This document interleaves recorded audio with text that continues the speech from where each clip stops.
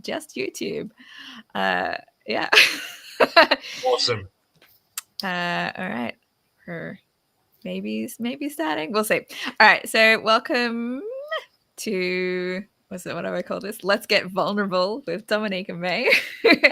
I am Dominica May, and today I am joined by Sharad, my friend who was with us last week as well. Just the two of us this time, and we're going to continue on with some more vulnerable-ish questions. Let's do it. All right. Do you want to start with the skip the small talk deck, or do you want to jump into one of my other decks that I have? What do you want to do? What are you in the mood for? Let me show you what different cards decks that I have. Yeah, let's have some options. So I have cards and conversation. Ooh. Which says wishing. Sorry. Did you get all these card decks from the same place or the same company? No, different places. Okay. I don't remember where I ordered this one from. Maybe I ordered this from Amazon at the same time as I got the skip the small talk ones. I don't remember. So it says wishing you many great conversations. Oops. On the back it says great conversation builds and maintains relationships. Cards and conversations is designed for couples, family, friends, co-workers, and groups of all types. Okay. How about we give this one a try then? All right, we'll start with this one. Yeah, why not?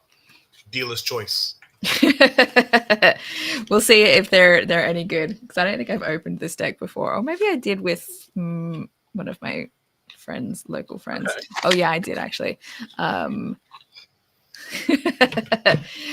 But all right, let's see. These have got like more questions on them, so you can see like there's like multiple questions on this card. Cool. Okay. As opposed to it's an actual card deck, so you can play cards with. Oh, that's awesome! 2 for 1. 2 for 1. That's actually really good. Yeah, that's actually really good. Yeah.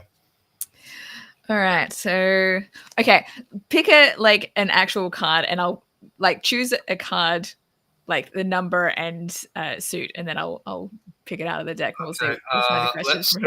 Let's go with the 8 of diamonds. 8 of diamonds. Okay, here we go. Oh, Zach's in the chat. Hey, buddy. Oh, Zach, do you want to join on camera with us? Ooh. I can send him the link.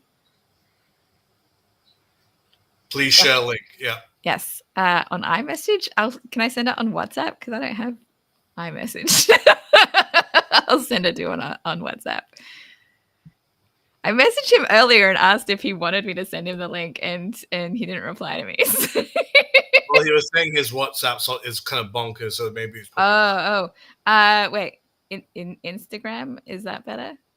I don't have iMessage. All right, I can do Instagram or Facebook. Pick one.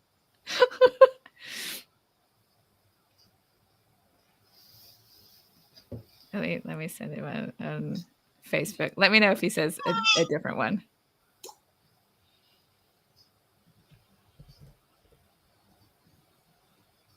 That explains why he didn't reply to my WhatsApp. Mm-hmm. Oh my God, the last time I messaged Zach on Facebook, I sent him a picture of Kevin sitting on his lap. Oh, that's nice. Which was a while back. Oh, that's awesome.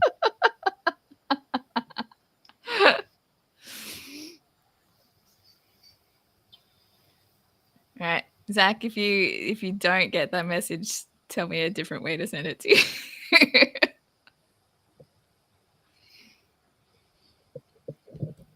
Should we wait for Zach to pop in then? Sure. I'm curious actually about your setup. Like, what about your lighting? Because you're like really, really well lit. I'm not sure. Yeah. Like a ring light over here. I have a ring light here, and then I also have another light that's just up here. That's like a straight light. Because I was like adjusting things around. I had a friend was filming me for a documentary she was shooting for her class on Monday. So that meant I moved my ring light around and it's in a slightly different place now. And I haven't adjusted it back to where it used to be. That's awesome. Okay, I'll have to look into that. All right. Mm. Yeah. All right. Waiting to see if I hear Zach popping in. Maybe I should send him a Instagram message as well. This is okay. So I'll read the questions for you first, and you can pick one. The first one is one of my most hated questions because it's not specific enough for me. Okay. It's what is your story? And Absolutely my story is so different for depending on the context. It was actually like very similar to one of the first questions that I was asked for the documentary interview that I did on Monday. It was like, please be more specific. What do you want to know? Which event is not in the Olympics today but should be? What makes you put away your phone? What song or movie has made you visibly emotional? If you could live 90 years but keep either the mind or the body of a 30-year-old, which do you choose? Ooh.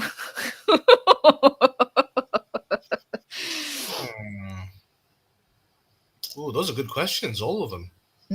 Well, we can go through them. Whichever one you want to start with. We can go through them. I don't mind. We can go through each of them. They're all pretty good questions. What's the name of this game again? Like, is it Let's Get Vulnerable? No, Let's Get Vulnerable is the name of my show. This one is Cards and Conversation. Cards and Conversation. Cards and Conversation. Let me have a look. I wonder if you're supposed to play cards with it, and then when you ask a question from the cards that are in your hand while you're playing cards. Yeah, why not? Maybe.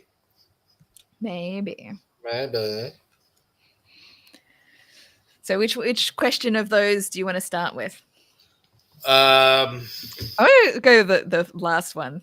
If you could live 90 years but keep either the mind or the body of a 30-year-old, which do you choose?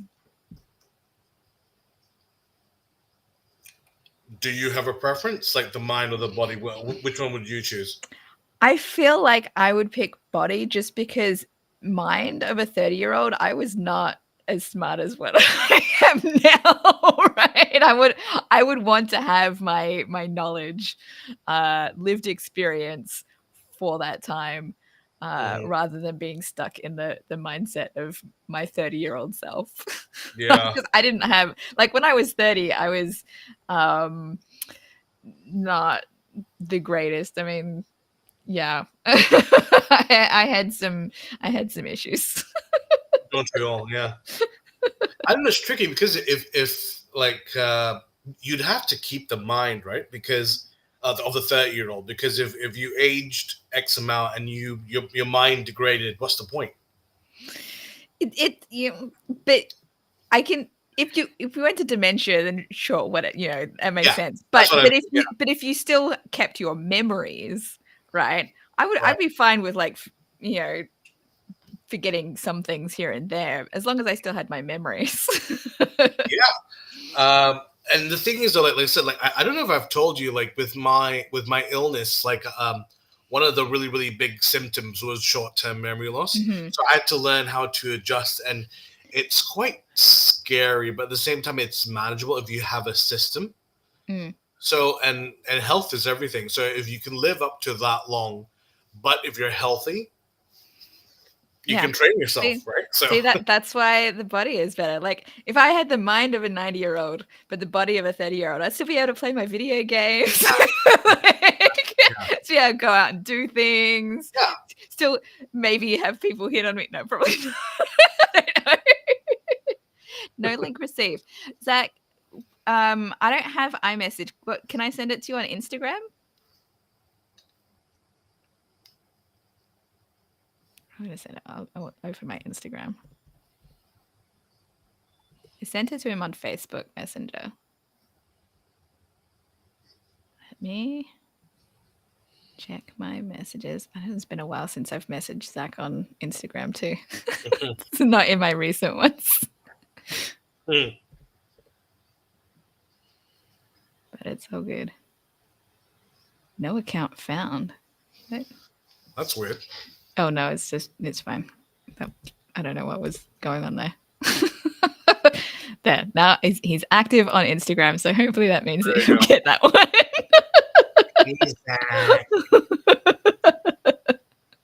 That works. Hopefully that works. It'd be great to have Zach here as well. I think it was fun having 2 guests last week. So yeah, and Zach's awesome. He is, and you know, he's a radio personality. Like, he knows his stuff. Definitely. All right, let's go to the next question that was just before that one. There was what song or movie has made you visibly emotional? For me, it's hard to pick just one, so I'm gonna let you go first. No. I mean, I have to think about this. Like, visibly emotional. Oh gosh, that's a hard question. For me, it's hard because it's hard for me to narrow down and pick just one. Yeah, right. I don't know. I think that's very, very tough. Like, I don't know. There have been times where I have been, like, if it's, let's say, through a series of films, I get quite emotional. But the one that really sticks to mind is "Hey, Buddy." But yeah, like the one that sticks to mind is, have you heard of this film called 50-50? Yes. Yeah. Oh my God. Yeah. Wait, with Seth Rogen? Yeah, Seth Rogen and Joseph Gordon-Levitt. Okay, I didn't remember Seth Rogen being in it. I remember Joseph Gordon-Levitt. He was only the best friend. Yeah. Look, it's been a long time since I've seen that movie, and I watched it specifically for Joseph Gordon-Levitt, and it tore me to pieces because my mum died from cancer, and it was like very much on the nose for what that experience is like. He was right there when shaving his head. Yeah, and the thing about that film that kind of made me kind of tear up is that it came from the male perspective, and a lot of people don't talk about men shouldn't express their feelings, their trauma. So having that really kind of brought to life. I remember watching it, and I didn't cry, but I was just like, you know, that whenever you're watching something, you lean forward, your arms are clasped, and you kind of realize you're holding your breath. Mm-hmm. And that was it for me.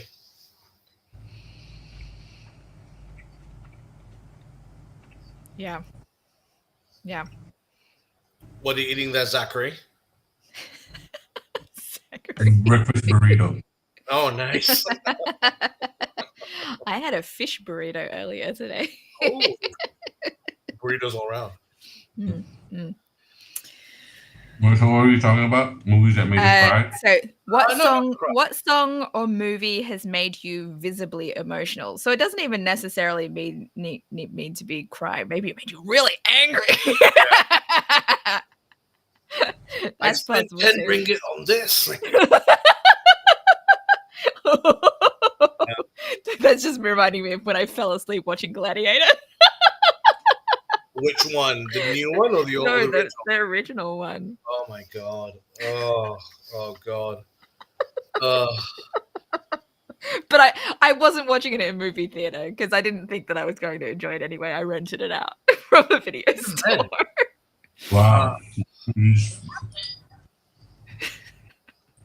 I'm not like a fan of Russell Crowe and stuff, and it just Is he Australian? I didn't. He's a Kiwi. Hey. We do not take ownership of Russell Crowe. Come on. Yeah. Okay. So for me, I have so many. Like I'm so emotional these days that I will weep at pretty much anything that gets me remotely emotional. I'm just like crying. When it was one of the ones that I saw earlier this year, I think, was it called The Fall Guy? The one where Ryan Gosling plays a stuntman. Okay. I haven't seen that. I haven't seen I it. haven't seen that, no. connected a lot with me at with what I was going through at the time. So it's just like, the other one that really got me going this year was what was it called? King Arthur, which is based on a true story starring Mark Wahlberg and Simu Liu. And they do like this race thing in the kind of jungle area somewhere. I don't remember where exactly. And they have this sickly dog that kind of follows them around to help them out. King Arthur. It's called Arthur the King. Or Arthur the King. But it was close enough. So back to run. Arthur the King. So emotional. Look, I couldn't remember, okay? It was I knew it was something like that. I was actually going to correct you. It's like when you said King Arthur with Mark Wahlberg, you mean Charlie Hunnam? Yeah, that's what I was going to say. Yeah. No. It was yeah. Anyway, that one made me bawl my eyes out. Yeah. So recommend for sure. So I have like this guilty pleasure of watching like America's Got Talent or Britain's Got Talent. Oh, Zach. Oh no. Do you get really like vested, really emotional in the stories? Fuck yeah. I mean I don't know how I came about it, but I was just trying to keep up with like the Premier League here, the soccer highlights, and then it just my YouTube just automatically played like all the the algorithm from my AGT password. So it came on to like the worst one where it's like the most emotional AGT auditions, yeah. And the one that hit me real hard was, I mean, they all hit me, right? The kids from South Africa who formed a choir, and then they sang that song from Nightbird, who was also AGT contestant, but then passed away from cancer. So there was this guy. He's a single dad, like with 4 kids, and he lost his wife in that same helicopter accident as Kobe. And then the song he sang was Against All Odds. I was like, whoa. No, it was, yeah. And you listen to the lyrics and it's crazy. There was one kind of audition that kind of got me. I can't remember where it's off from the top of my head, but I think it was this guy. He was from this Inuit tribe, and he sang this song where it was meant to be reflective of like his tribe's culture. And oh my god, like John Henrik. Yeah, I think that's the one. Yeah, and it was Swedish Got Talent. Oh, well, there you go. But yeah, I remember watching it, and like I mean, even thinking about it now, I get like little goosebumps, and it's amazing. I have it on my Spotify, the song. Domi, have you watched any kind of like contest like that kind of get you welting up, whether it's the story or the performance or? It's been a long time since I've watched any kind of reality TV. I did used to watch Australian Idol back when I lived in Australia, so that was a long time ago now. And who was the winner? Sebastian. Huh? Guy Who was the Sebastian. winner? Yeah, I think so, but he wasn't my favorite. I that was the year I liked Paulini and was it Cosima DeVito or something? I think was her name. Oh, where are they now? Well, I have no idea. But I do have some Paulini tracks on my iPod. Yeah, that's pretty cool. Zach, there's something up with your mic. I don't know what. Like anytime you talk into it, it's like doing a. It's very staticky. From TV? Yeah. Yeah, it sounds like you're underwater.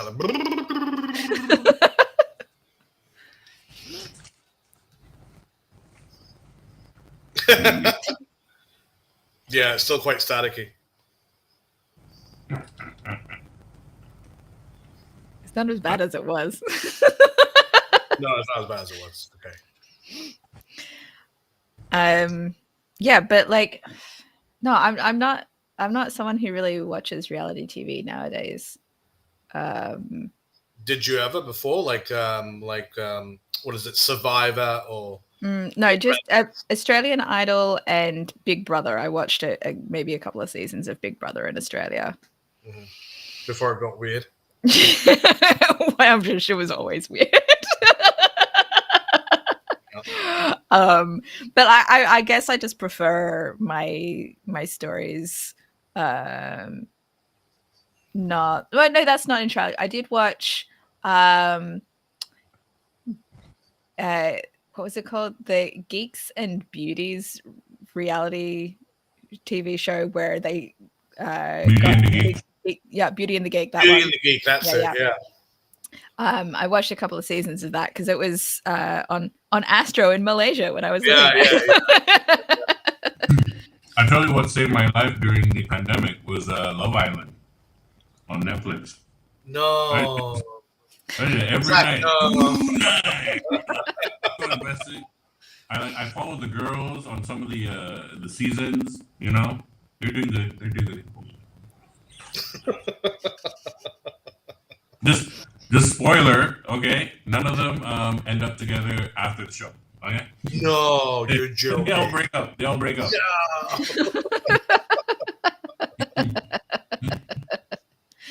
I mean, it's not just that. Like, do you remember they had this thing a while back? I don't know whether they do that thing where they have was it 30-day fiance thing, or where you had to get married within X amount of time? How? Isn't there like a married at first sight one? Like they make you get married first and then see how long it lasts. And then you date? Oh, God. Yeah, let me know how that goes. Yeah, okay. No, it's nope. But you know, it's like an arranged marriage, I suppose. Yeah, but I mean, well, stuff like that. I imagine coming on, they must be offered like a decent sum of money to participate, right? So they're like, here's $100,000 and see what happens. Yeah, exactly. And a green card. Hey. Yeah, exactly.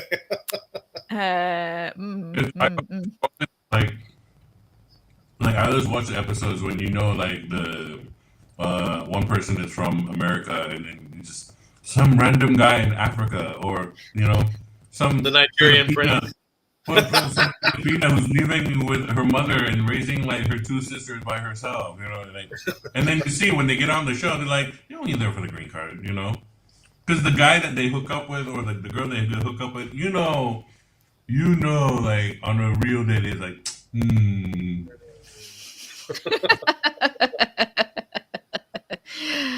Actually, since we're on this subject, like Dominica, in your experience, is it still quite a common thing for people to get married over there for green card purposes? Where you're at? I think people still talk about it, but like, I mean, it's hard to.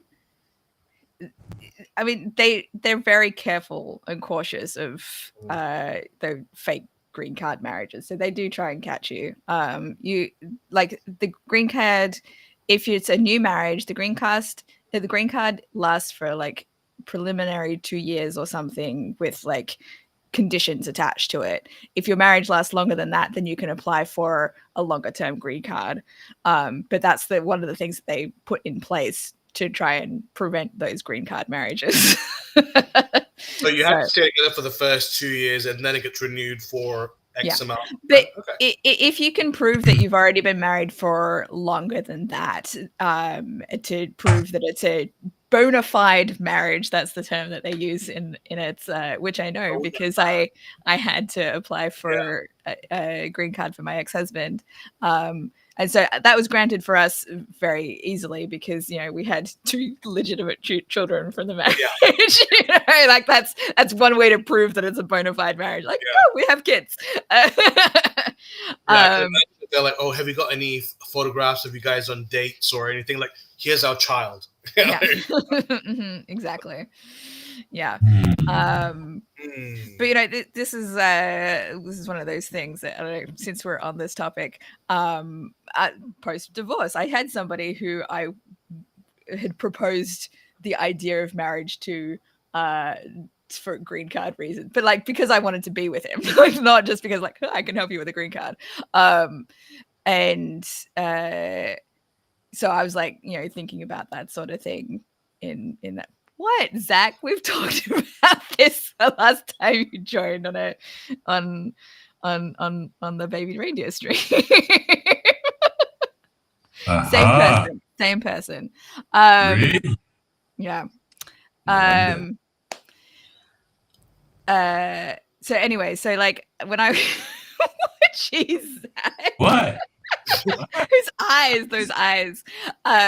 So like when I was in Malaysia in January, one of the few people who knew about our relationship, she was like, make sure you're taking lots of photos so that, you know, for green card. I was like, I already am aware of this. And I wasn't taking that many photos, so I should have been, but I wasn't. It didn't last so much fun. Do you think if you wanted a green card and someone said, "Oh, let's just have a faux relationship, if we're not actually like, you know, in love with each other," but would you do that to get an American green card? Yeah. Well, okay. Actually, I was proposed to get a green card before I left after I was done with college. I was seeing somebody, and it was still new. Like, you know, I mean, when I say new, it's like 6 months, right? So it was hard for her to see me go, and it was hard for me to let her go. And then and she's like, "Why don't we just get married?" I'm like, almost. Then why didn't you then? Sorry? Why didn't you then? Well, okay. I mean, the truth of the matter is, you know, I am a wild horse. You know, you cannot put the wild horse in the barn. No, no. I actually wanted to get married to her, and I just said for my mom's peace of mind, will you be open to converting? And she was a staunch Catholic. Yeah. Oh yeah. I cannot give Jesus up, even for fake marriages. Yeah. So anyway, that was it. So was that the main deal breaker then? Yeah. I think it's the thing that I struggle with in all my relationships. I can say that is that religion is a big factor, and as both of you know, like, I'm not a big religious guy. It's just the way the laws are here and people's perception of what Islam is, and then it's hard to, you know. Yeah. So usually I'll give it like 1 year, and then I'll give the talk. And it's like, you want to waste my time, or you're gonna? I feel like that's something that you should have more upfront than a year in. if it's like just so that people are aware, you know, like if really, I mean, you want to have something one year is good enough to say, like, you know, sample the appetizers, that we can move on to the main course. Yeah. No, but I mean, like, if the prerequisite for marriage is you need to be able to convert if you're not already a Muslim, then, you know, that maybe that's a common knowledge in Malaysia anyway, that they should be aware of that.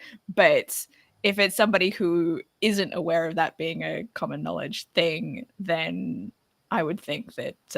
Well, I mean, okay, so the first usually be like first 6 months is like you see where this is going,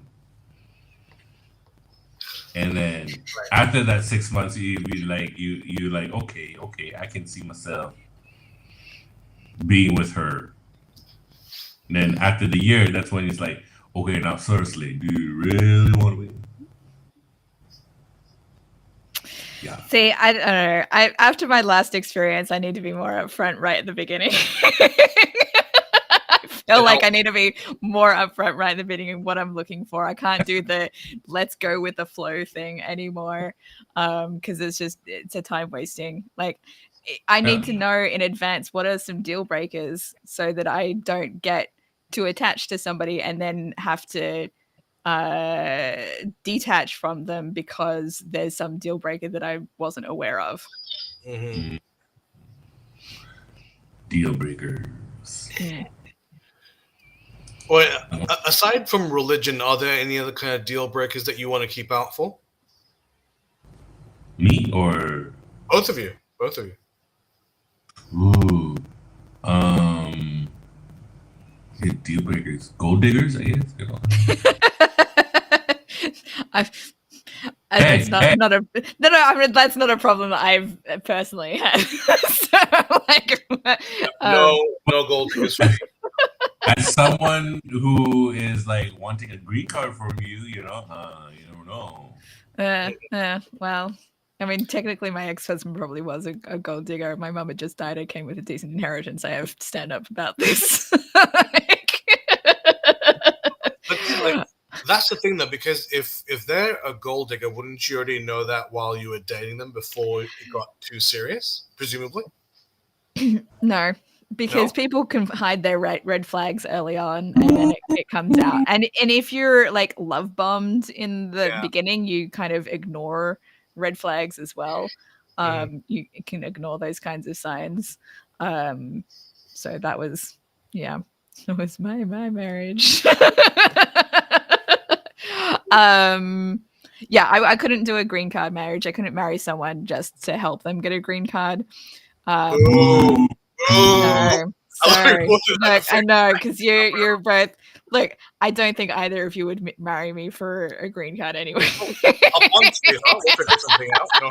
I need something more substantial. I'm sorry. We'll give you the best 3 minutes of your life, so don't worry about it. It's fine. Red flag, gold digger there. Well, are you gonna take care of me? I'm unemployed right now.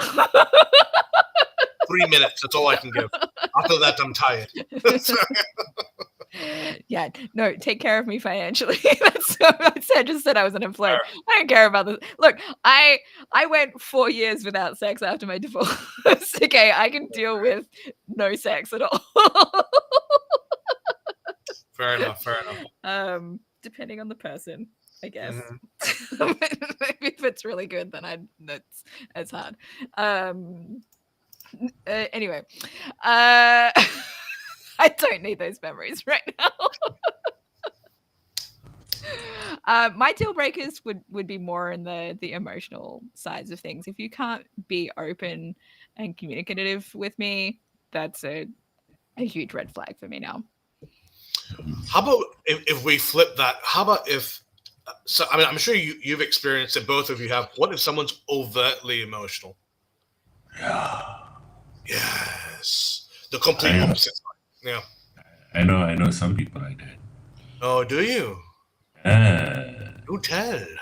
Yeah, no. I will say it depends on how does it actually present itself, because like there's emotional, and then there's like super clingy and won't get out of your hair kind of thing. It won't give you space, you know. I mean, to be fair, I'd say that. I mean, that there is the clingy side, but there's also the. I hate to say bipolar because obviously that's not fair to say, but someone who's like literally one day, the next day they're like, oh, yeah. So okay, so it needs to be somebody who can regulate their emotions. Consistency, that's good. Yeah. With drogas. With drogas. Now I know what you're talking about because you said it that way before. And then I had to remember last time, Zach, you kept saying that. I didn't understand what you were saying. Yeah, I need consistency. I don't need constant attention as long as it's consistent attention. No like hot and cold behavior, so I don't know what's like where I stand with the person. What's the matter, you? Zach, what would you do if you had someone that was like nonstop? I need to be with you, and texting you 24/7 and always there. I mean, I'm sure that feels nice at times, but like, have you been in situations like that? Yeah, I mean, the first girlfriend that I had here in Malaysia, she was kind of like that, and I was not being I was very open with my communication. Like, okay, basically Sure. we were seeing each other for like almost a year, and it was a weekend where I had my friend from Italy, who happens to be a girl, was visiting KL, and I told her, like, look, this weekend, because she only has like limited time, I'm just gonna spend time with my Italian friend, and that's okay with you. We're gonna go out and have dinner. We're gonna go clubbing because we were young, and then and she's like, okay. And then next thing you know, she's at the same club that we went to club. Coincidence? Yeah. Oh, funny to see you here.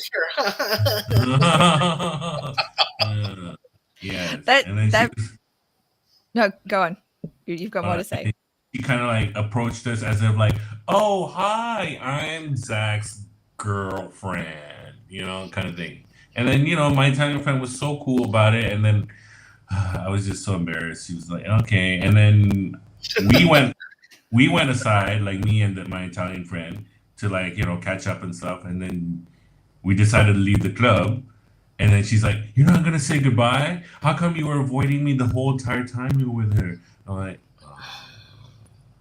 because really? You showed up in this situation clearly to disrupt my no, that's very jealous behavior, but I don't think that's something I would do. But I have more, I'm someone who has probably more closer friendships with men than I do women, so for me it's not so weird for men and women to be friends, as long as I don't have any reason to think that there's something else going on, then I'm fine.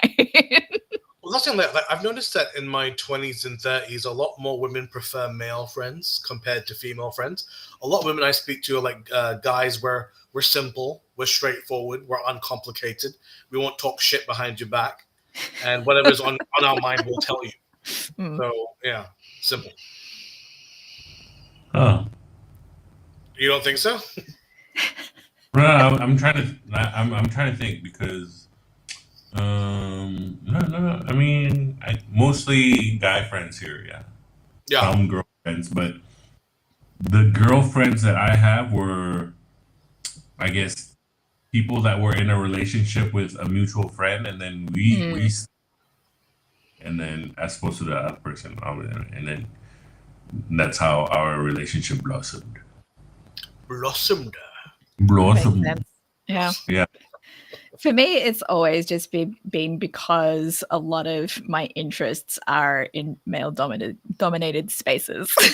So, yeah, that's been the primary reason that I've had a lot of male friendships. What about, let's say in your experience, if there's other females in this male-dominated space, do you find yourself forming friendships with them, or is it almost like a competition kind of thing? Well, since moving here and getting to improv, which is a male-dominated space, I have developed a lot more closer female friendships. Okay. Yeah. So really, improv is guy thing?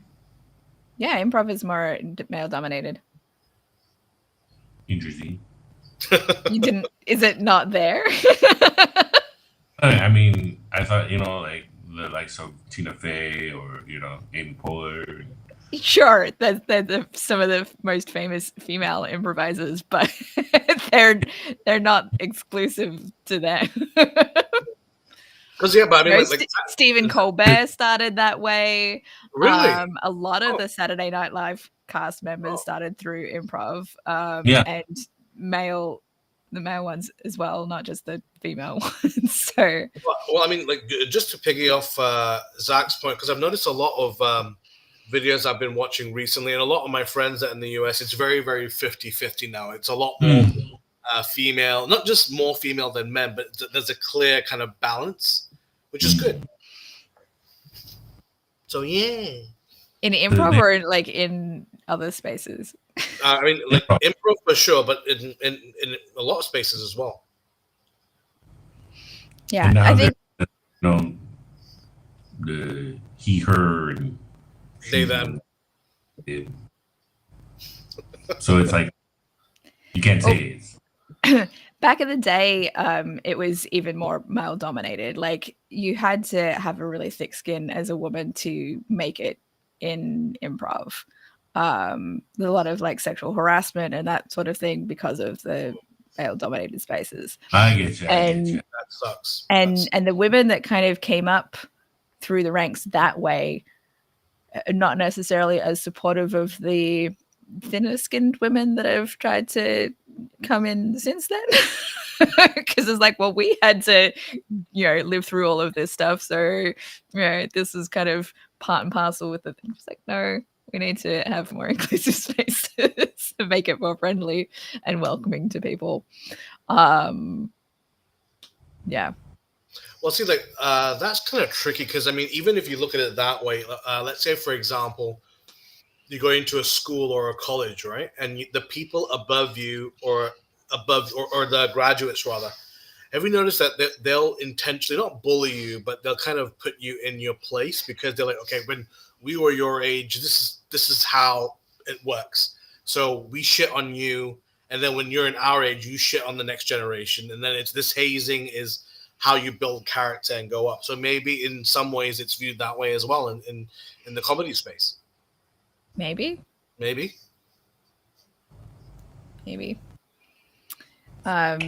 there's definitely more like efforts to make inclusive spaces nowadays, and maybe not everywhere, but I think especially since the Me Too movement, people are more conscious of making those kinds of efforts to listen when women speak up about certain male instructors or teachers or whatever that doing inappropriate things. There was a film that was basically about improv that came out a number of years ago now, called Don't Think Twice, starring Keegan-Michael Key and what's his name? I just saw him do stand-up earlier this year too. Mike Birbiglia. And Gillian Jacobs. Yeah, and it's one of the Mike Birbiglia plays an improv teacher in that, and who's always hooking up with his students. Like that is, it's a stereotype, but it happens a lot, right? And that's the kind of thing that that they're trying to do away with now. But like I dated an improviser here in San Francisco for a while who was a teacher and doing that kind of thing. Just like, well, was he your teacher? No, he was never my teacher. We met on OkCupid, but I was aware of him beforehand. So like when he messaged me on OkCupid, I'm like, I knew exactly who he was because I'd heard of him before. But he was at a different theater than I was working with. So it was only in dating him that I finally went out and watched some shows at his theater that he was in, and I was like, oh, actually that's pretty good. But that's pretty cool. Yeah, but Zach, do you have any experiences with OkCupid? Your eyes shut up when Domi mentioned the name. No. I shut up when I heard that. Oh, she did the improviser, the instructor. Oh no, he wasn't an instructor. Yeah. he ended things with me, but he came back actually earlier this year wanting to hook up again. And I was like, really? No. No, I mean, we had a great time in the bedroom, but it was not like, I'm not interested in the kind of relationship that he was after. Like, he just wants, hookups kind of thing, and that's not what I'm looking for right now. Also, he came at a time where I was just trying to figure out what the fuck had just happened after I just came back from Malaysia in January. So it was like not good timing for me. Fair enough. Zach, could you date a woman who's funnier than you? Yeah, why not? Yeah, I mean, like, there's a lot of people I know who, let's say, okay, if you're your field, right, whether it's comedy or business or science, if their female partner is more successful than they are in their field, a lot of them just be like, do you know what I mean? Yeah. I mean, Zach has too much confidence in himself to have something like that bother him, I think. To be fair, Zach, you do have big dick energy, so yeah, it's understandable. I'm not competitive like that. I'm petty, but I'm not competitive. Nice. Oh, I want to hear a petty story. Here we go. This is the reverse thing. I'm not. Yeah, okay, I'm petty. That's good. I want to hear. I want to hear a petty story. Tell me a petty story. A petty story. What did you say? I don't know if it's so this girl she was a what do you call them, content creator or whatever. So this was pretty recent, and she was like showing off and like hey, I got these much followers and that kind of stuff, and I it's okay, that's fine. I'm like, oh, God bless you, right? The thing is, she was offered to do a review about this restaurant, and food is like, if you ask anybody in KL, I'm known to be the food host, right? And one of my pet peeves is these content creators who go around and claim to be like, oh, I am a food critic, I am the shit of the shit. I know my I know how to identify. But the thing about this influencer is she's a foreigner. Okay, so she was coming all the way from England, and her gimmick is she speaks Malay, but she speaks Malay in the very broken Malay, not like the authentic Malay. And Malaysians love her. They love the fact that she can speak Malay. And then now I'm okay with that. I'm okay that you want to do that. But the place that she went to review was like this basic nasi lemak place, right? And she was making it as like, look at this. This is coconut rice. Inilah nasi lemak. Dimasak dengan santan. Oh, iya, sangat rangup. Iya. I'm like, everybody knows what fucking nasi lemak tastes like. Very extra. Very extra. Yeah.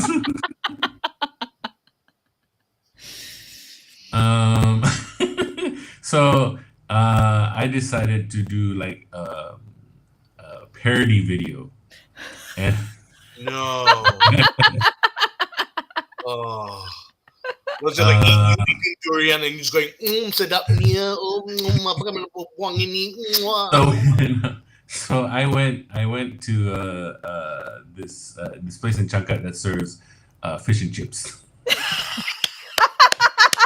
Oh my God, that's fantastic. I love it.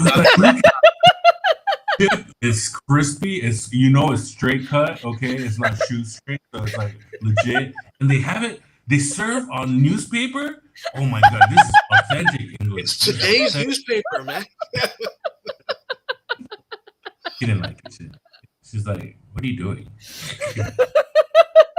Can you send us the link to that video after this? That's something that I need to watch sounds amazing.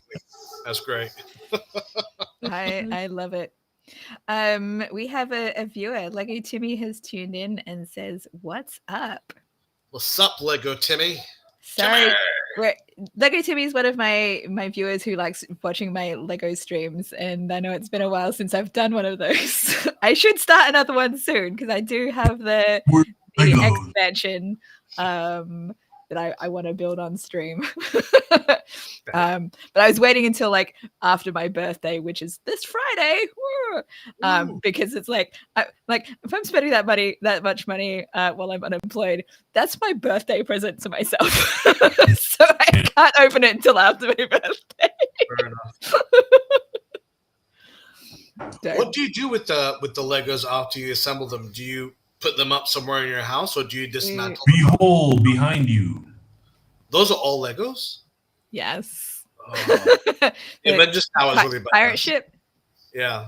Wow. And yeah, the Sanctum Sanctorum, Avengers Tower, Daily Bugle, and a haunted house. Ooh.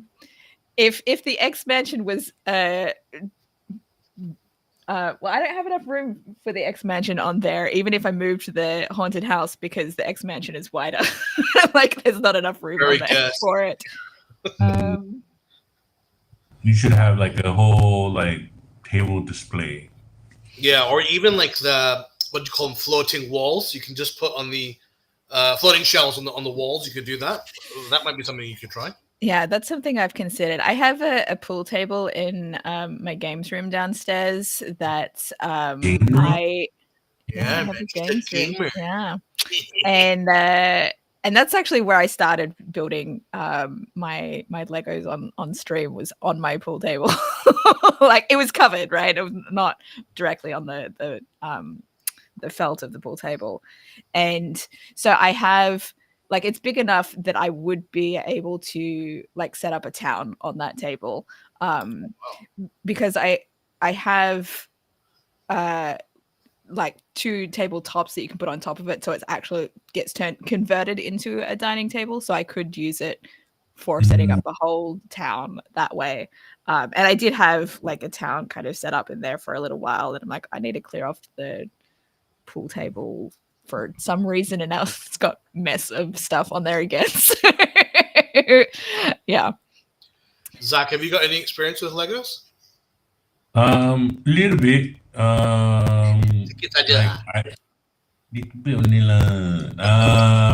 last thing I built was the Millennium Falcon. Yeah. The Millennium Falcon. Yeah, You showed it off, I think, on one of my streams, right? I think you did. Oh, that's awesome. Yeah. But that it's not the premium line one. Yeah, it's the mid-range one. I have a mini Millennium Falcon that I got just so I could have a Han Solo figure. Like, I don't want to spend hundreds of dollars on Star Wars Lego, but or like a single set. But I have probably spent hundreds of dollars on Star Wars Lego across multiple sets. So what is it like about Legos that you guys find so much? Is it just the process of putting them together and watching it grow? Is that the main appeal? It's calming. Like, it's a good stress relief because you're very focused on what you're building rather than whatever crap you're dealing with in your real life. And then I like having them on display, like in my background. Yeah. Obviously, this is not all my sets. I have a lot more sets throughout my entire house. Also, I'm just going to say, read Lego Timmy's happy early Thanksgiving message. I know it's not something that you two are celebrating being in Malaysia, but it is Thanksgiving here tomorrow, which is why I have Malaysian guests tonight, because Americans are probably busy tonight. Do you have any plans for Thanksgiving yourself? Are you going out?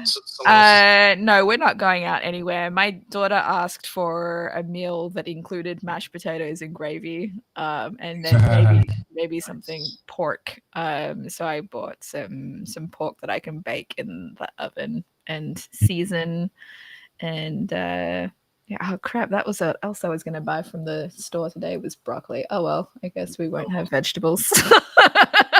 I was grocery shopping the other day, yesterday, and then I don't know. It was just kind of like subconscious or something because I decided like I'm in the mood for like some good old fashioned American stuffing, and either I make it or I have the ready made stovetop,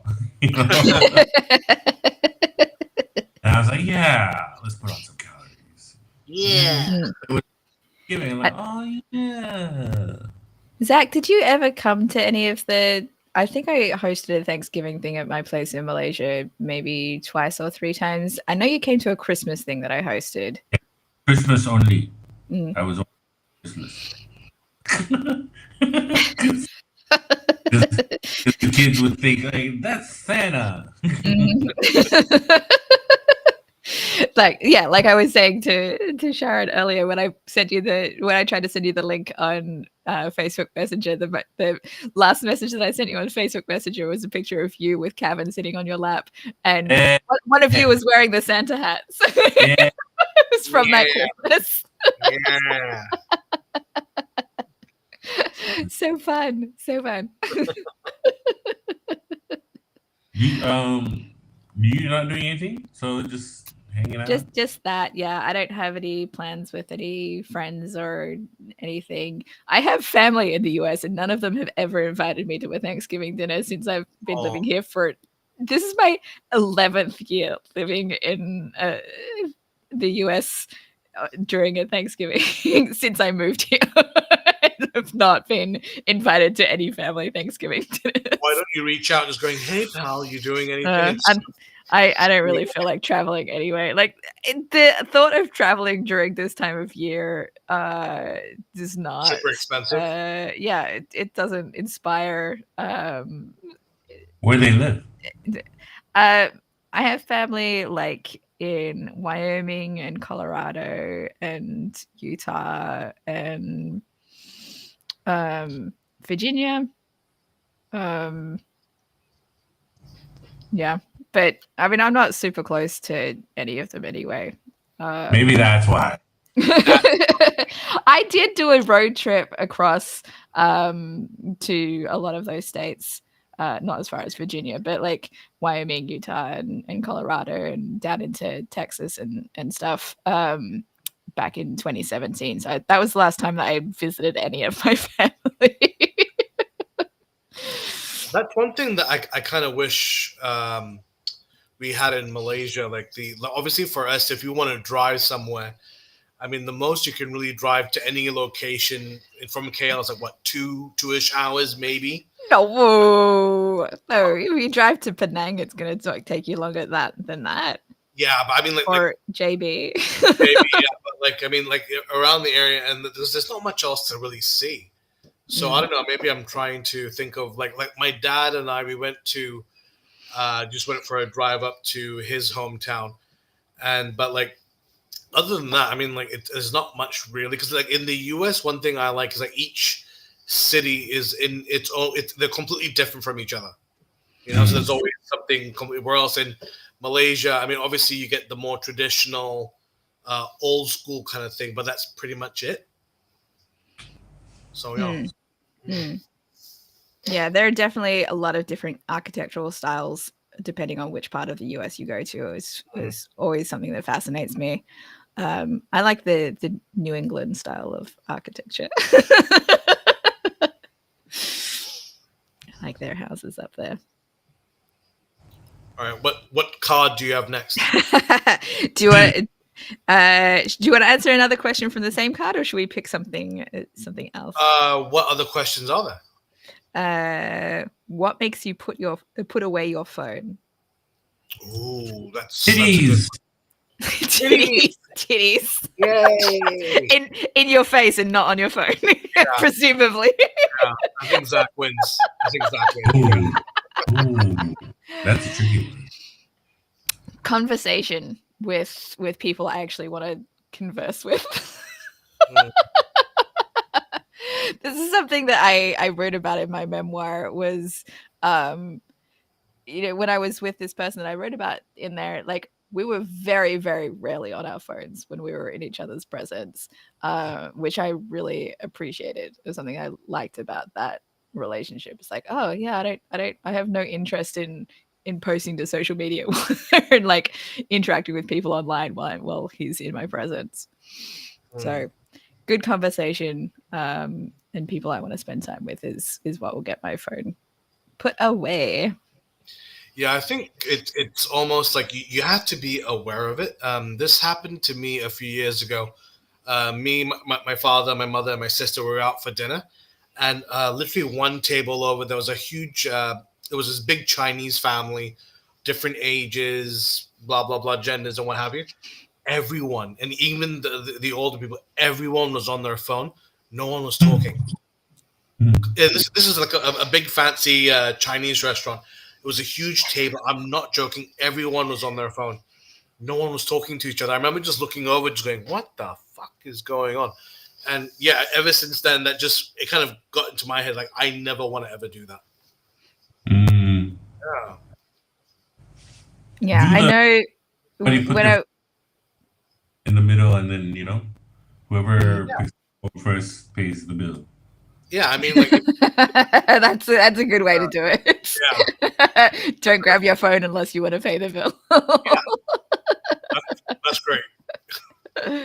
Even if you want to grab photos of everyone sitting together here, yeah, you're gonna pay the bill. I mean, this is why I said like earlier that I didn't take very many photos when I was there in January, like with somebody that I wanted to marry so he could have a green card. Like, because we just didn't get our phones out. Yeah. And because and that's another thing. Like it kind of at first it confused me when people would take photos of their food. I mean, at first I was like, okay, that's fine. Do whatever you want to do, makes you happy. But then when I look at the post, they'll be like, oh, hashtag forever blessed, hashtag I did this on my own, hashtag blah, blah, blah. Or like even like, for example, I saw one with this girl with a full English breakfast, hashtag no fear, hashtag tomorrow, whatever tomorrow. I'm like, what is going on? And I don't know. I think the world's just gone weird. So that's just one of the things. I've been taking pictures of my food, and then I keep not posting it to social media. I was like, why am I taking the photos then? Yeah. Like I did it at lunch today when I went out to lunch with my son before we went to see Hamilton this afternoon. Again, I was like, let me take a photo of the food that we're eating right now. Did it get included in my post about us seeing Hamilton? No, it didn't. It didn't. I did not include it in the post. So what is the appeal for you whenever you take a photo of the food? Is it just just a memory or reminding me of things. I did take photos of a lot of the food that I ate in Malaysia, and I did share that, but that was more because, I mean, I had a friend that was like, please keep posting more photos of your food. I want to, like, it makes me want to go there and eat it. That's why I do it from Malaysia, right? Yeah, just a record also of the things that I ate so I can remember. Zach, have you ever had a meal presented for you where you didn't want to eat it because of how good it looked?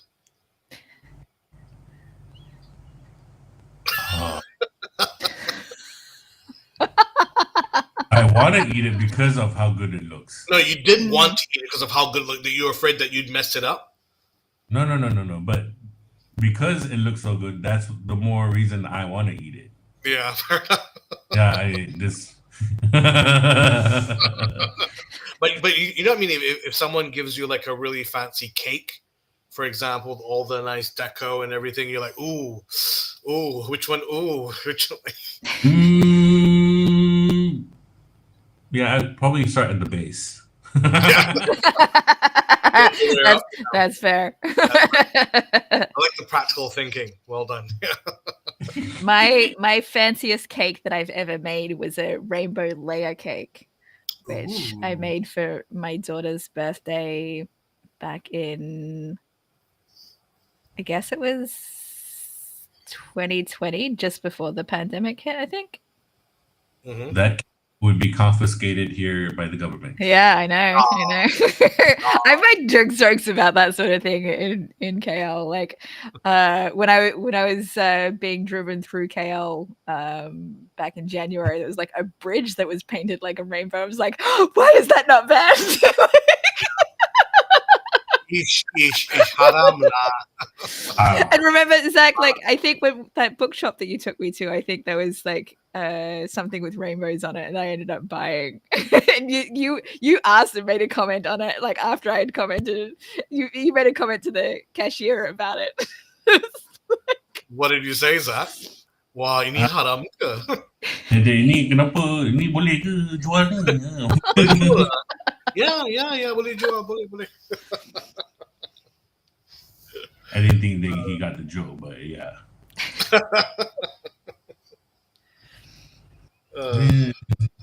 I think it was something about rainbow recipes or something. I think that's what the book was. I don't remember now. You know, I found a place that still sells rainbow cakes.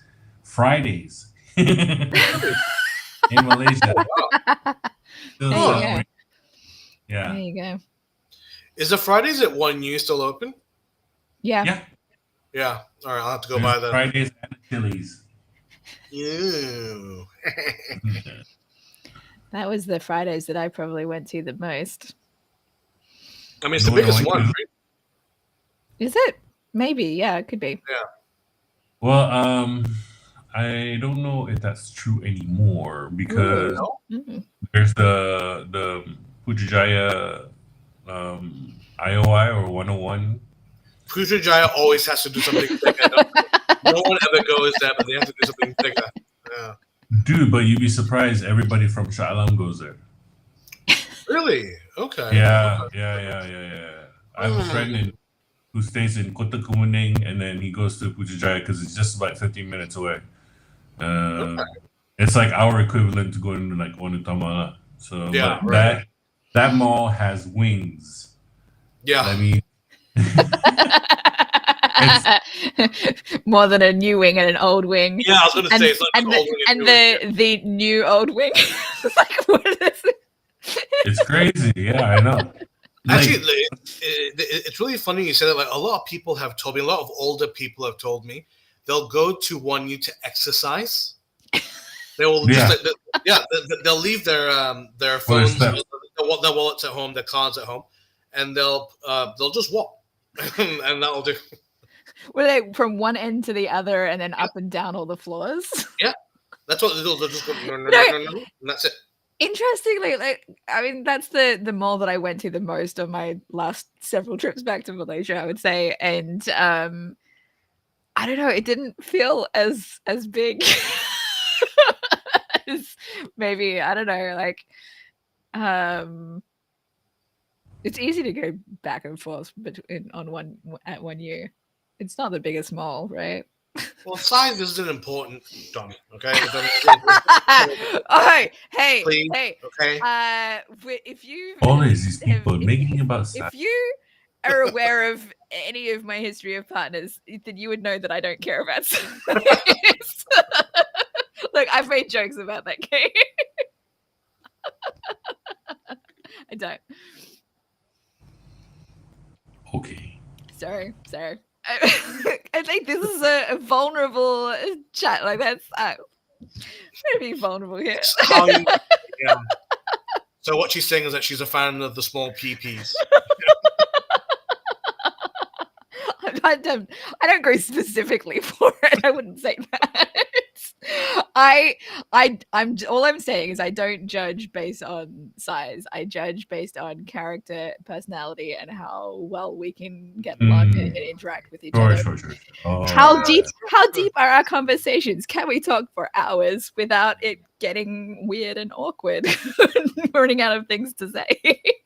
So how deep his penis goes into doesn't really matter. Right, it's not as important. Just the tip. Is it in yet? No? Well, I'm sleepy.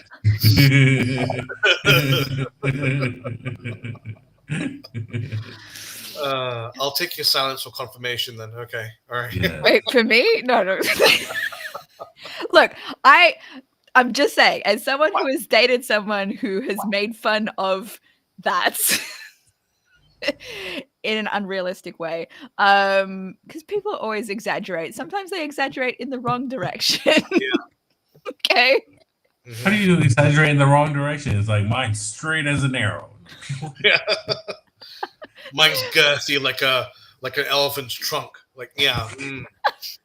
No, I just meant like, there are stereotypes about penis size with certain groups of people, and so it's easy to joke that it is smaller than it is in those instances. Mm-hmm.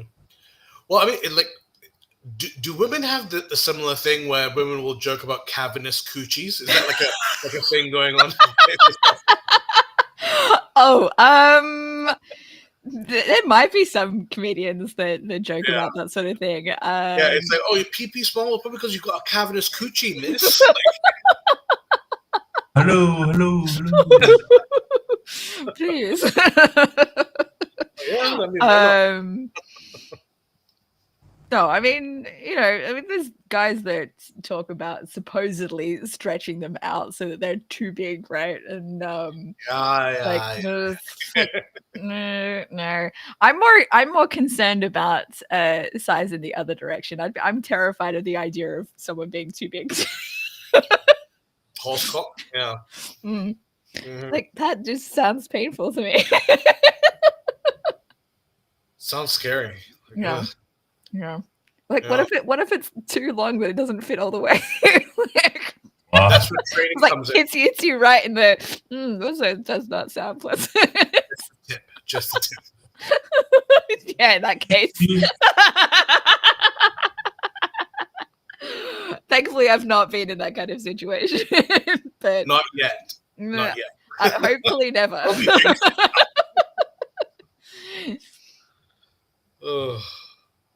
Exactly. Okay, so who was your biggest?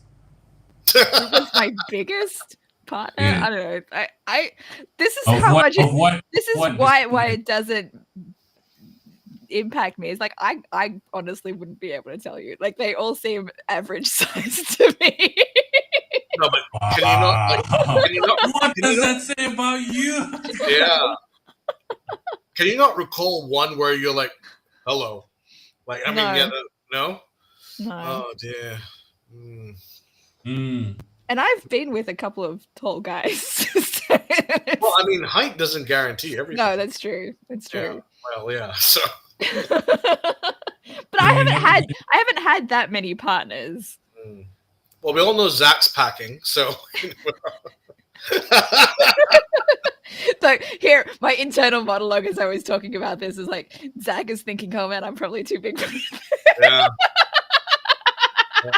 Let me loosen my trousers a little bit. Yeah.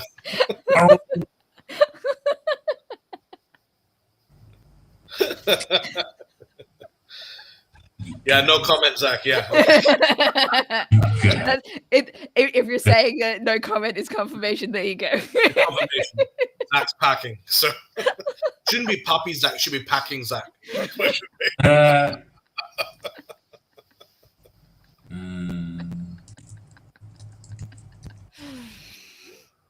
Do you have any other things on the card?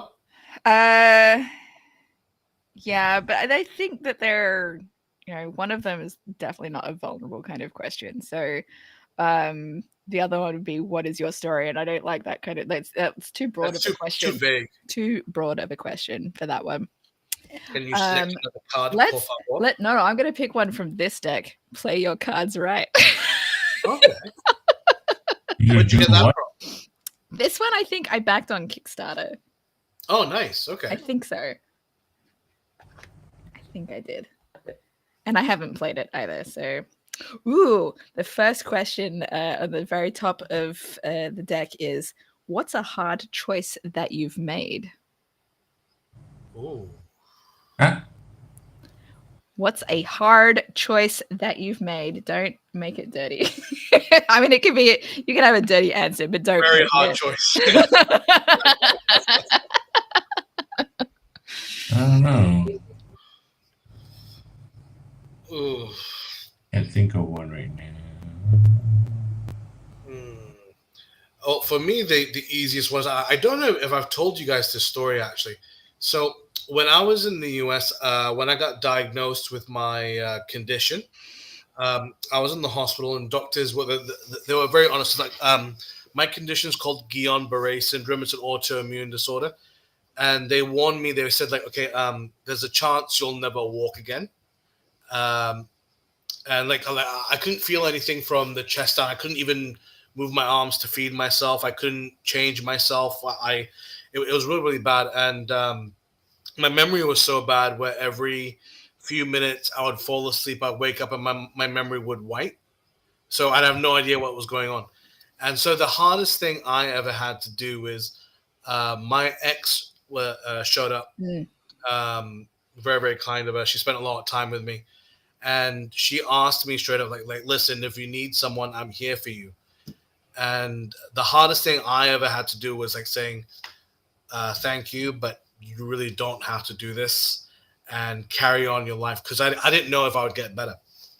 So that was hard to do, but like looking back on it, I do it again. Yeah, I mean, like, if because like one thing I thought about is if she decided to stay after some time, it wouldn't necessarily mean days, weeks, months, years, whatever, but down the line, the resentment would eventually start to fill, and yeah, and that's not cool. So looking back on it now, it was difficult, very because I mean, there's nothing more that when you're in a very tender situation, you need all the love and support that you get. But I do it again. I do it again. But I'm obviously it was very very hard, but I definitely do it again. I actually do remember you telling me about this, Sharad, like a number of years ago, and Oh, okay. so it's not recently, but it stuck with me because I think I don't even remember why it came up, but it might have been because I was talking about my ex, the one that I got back together with in Malaysia last year, who is now my ex again.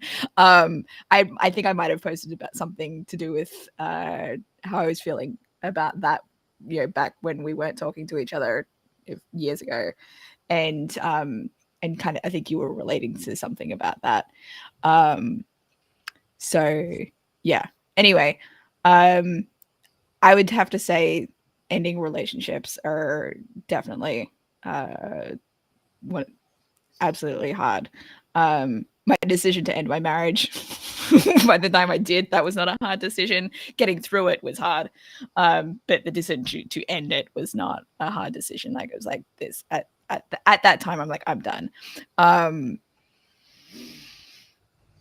But yeah, I would say, like, technically I did end things with my ex in January, even though I didn't intend for it to come out that way that it did, but I was kind of ending it even though I didn't want to, and the way that it came out was like but that was hard because I was absolutely in love with him, but it was not feeling right. Like, it was not feeling like he was going to give me the commitment that I was looking for, and I didn't want to suffer through waiting for him to get ready if it was never going to come.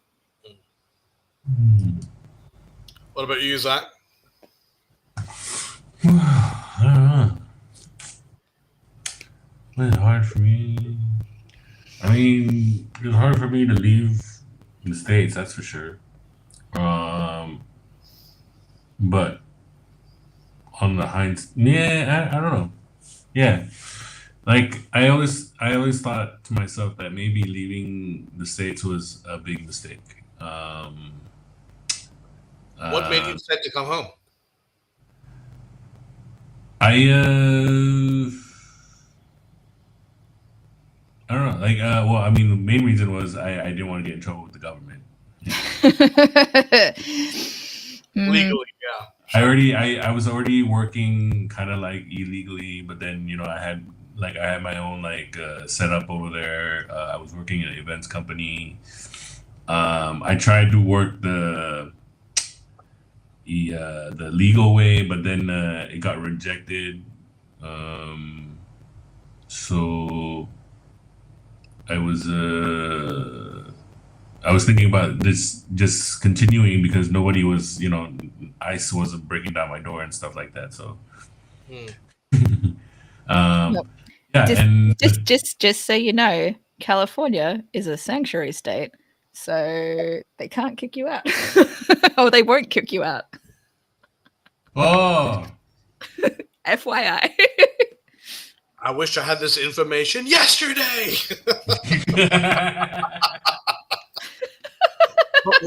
When you were in the U.S., Zach, where were you again? I was in Ohio. So Cleveland, right? Or Cleveland? Columbus. Okay, so but then if you moved to California, that's still literally quite a huge shift for you. So that would have been tricky. Well, it's only now a sanctuary state since during the pandemic. I think it became a whole state. The whole state became a sanctuary state. It was the Bay Area cities were sanctuary cities before that, but it was during the pandemic in 2020 that the entire state became a sanctuary state, and it was in defiance of Trump, basically, that it became that way. Right. Like, you're gonna use ICE to try and get rid of our undocumented people. Yeah. Fuck you. We're now a sanctuary state. Is it still going to be that with the Republicans going back into power soon? We'll have to see. I guess it depends on what they can enact that takes over states' rights. True.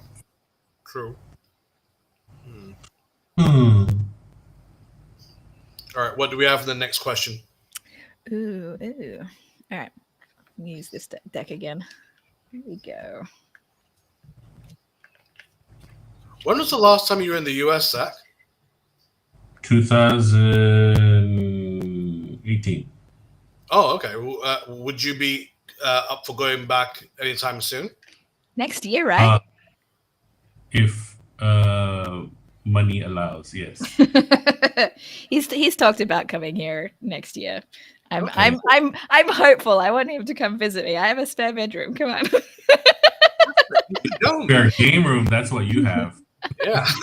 No, I have a game room. I have other rooms. I have actually 2 spare bedrooms in my house. Look at Bruce Wayne over here. Yeah. Tony Stark just living it up. Oh, I have no money. I'm not working. Yeah. Check out my 2 spare bedrooms and my game room. Yeah, I still owe my ex-husband money for this house. You're paying him? I thought. Yeah, I thought it's alimony the other way around. No, there's no alimony. There should be, but he's a bum. So we owned this house. We bought the house outright when we moved here. So we had no mortgage. But that meant when we got divorced, in order to keep the house, I owed him money for his share of the house. Sure. So I pay him money every month for that. And then he pays me some of it back in child support. Not all of it. So I pay him more than he pays me every month. And he should be paying me alimony, but we don't have an order for that because he was not working at the time of our divorce. And since then, I was always making more money than him until now, where we're both unemployed or not working much. So yeah, that's the deal. That's the deal. Let's see. Do you want to answer this or use this question? Each player gets to ask you a yes or no question. Ooh. So we get to pick someone to answer yes or no. Yeah, I guess we can ask everyone else in or we can ask a question that to both the other people. Okay. But it needs to be the answer needs to be yes or no. What is something that you've always wanted to know? But is a yes or no? Okay, yes or no. All right, I'll go first. Go for it. Yeah. Have you ever participated in a 3-way or more way? Yes. Zach, have you? Oh, yeah, yes. See. See. See, simple question. Yeah, simple. I'm trying to think. Zach, have you got any questions?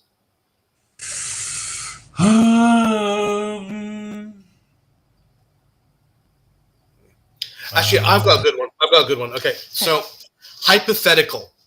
Okay. Okay, supposing there's someone in your extended family passes, maybe a great grandmother, grandfather, etc., etc., etc., and they bequeath you a will, and they tell you, okay, we're going to leave you in charge, and we're going to rely on you to share that with your relatives, be it your cousins, sister, brother, whatever. But only you know about this. Would you do it? Yes or no? Would you keep the money or would you share it? So yes or no? But you have the option of distributing it the way that they have in mind. said. Yeah. But then the alternative is no, then what You keep it. So Yeah. if you answer no, then you keep the money. Keep all of it. Yes. But mind you, your family members would know. Right. But legally, they couldn't do anything about it. So it's a two-tier question. So we'll do one with yes, they know, and yes or no, they don't know. I think I'm too honest of a person, so I would do what was asked for. I'd say yes. Even if someone said, okay, Dominica, here's $3 million US tax-free. What do I need that kind of money for? Like, I can still keep a decent amount for myself, right? And still distribute some of it to other relatives. If it was that much money, come on. Yeah, I mean, to be fair, let's say if you distribute it, okay, let's say you'll keep each person gets $50,000, which is a lot of money, but then you would keep that lump sum to yourself. Wouldn't you be tempted? I mean, probably, but I'm too honest to my guilt gets the better of me that I have to do the right thing. So like I did something last month that what did you do? I could have gotten away with. I will maybe explain it in a minute. I killed someone. I easily could have gotten away with and just left it be, right? And then my guilty conscience got the better of me. I was like, no, I need to tell the truth in this situation. So okay, since you want to know, I feel so embarrassed about this, which is why I should have kept it to myself. And then I ended up telling a few people. But so I used a pseudonym to chat on a live stream with my ex, and so that he wouldn't know that it was me. And then I was like, it got to a point I was like, I can't keep doing this. This is wrong. I can't do this. And I ended up sending him a message to let him know that it was me, because I'm just like, I can't. I felt too bad. Like I easily could have just let it go. I could have just let it go and not said anything, and he would have been none the wiser. And then, but I was like, no, I have to tell him it was me, just so he doesn't feel like hope that I come back. Because he the way that he was with my interactions, like he kept wanting me to keep coming back. I was like, I know. I can't do that to you. So sad. Oh, poor guy. What? Yeah. So that's that. I could have catfished him. I absolutely could have, and I'm just like, I can't do this. Like I couldn't. I like the stuff that I was saying in the thing. I did not lie in anything I said apart from the name that I was using. Okay, and So I kept saying, like, I'm giving him clues. I'm like, I have 2 kids. I'm living in the United States. Like, I'm doing all these. I'm just like, the stuff that I'm into. Like, I'm like, I felt like it was really obvious. No, it's actually me. He clearly had no clue. And so when he was like, I was like, I can't keep doing this. It felt wrong. So And how did he react to that? He did not reply. I'm not surprised. I wasn't expecting that. He left you on red. Well, that was the thing. Like, he had gone in the past weeks without opening my messages, so he did actually read it, which is a surprise. I didn't expect that. And then the only other thing that I know that he did in response was to make all of those live streams private, so nobody can go in and see what I said now. Which is fine, if that's how he wanted to deal with it, whatever. After that, I have stopped checking his social media now, so I'm actually doing much better. So I'm just like, you stopped stalking him on social media. I stopped stalking him on social media because I was recognizing, like, this is a really unhealthy thing for me to do, and the way he was interacting with me, he was like overly complimentary towards me. And I'm just like, this is too much for somebody that you supposedly don't even know. And it kind of triggered something in me. I'm just like, this is really getting into my kind of love bombing triggers of, like, too much. I'm like it's attention that I like, and I'm like, but it's not healthy attention, right? So I was like, this is it helped me understand myself a little bit better of trying to get away from the things that I shouldn't be doing. So I guess overall it was a good thing if I learned from it, but I was not in a good headspace when I was doing that stuff. No. Yeah. What about you, Zach? When was this? Last month. Oh wow. I know. But this is like, I went through some really tough stuff last month. So I thought that I was going to be offered a job. I went through like 7 interview rounds for this thing. Jesus. Okay. And then I did not get that job. And so I was really tough time for me during that time. And one of the things when you're going through those kinds of tough moments is that you start wanting to seek comfort from somewhere that you've had found comfort in the past, right? And and he was regularly live streaming, so I'm like, well, I was actually watching his live streams before that. Which live stream did you watch? I told you he's taking it private, so you're not going to find it now anyway. I mean, like, was it when he was playing Dead Space? Yeah. What, did you watch some of this? Actually, Sharad, you came in on one of the times that I was watching, and I think I was commenting you had no idea who I was. Oh wow. Yeah. Dun dun dun. I didn't comment on all of them. Like, I waited, and it was only, I had no intention of going. Like, I was watching them with not saying anything.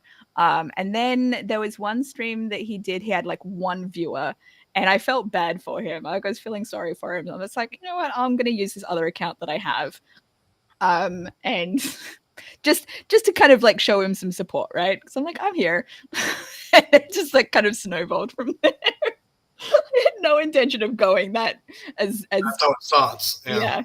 And it was like, this is like, because it was full on starting to feel like he was too interested and too invested in keeping me around. I was like, I can't do this if he doesn't know who I am.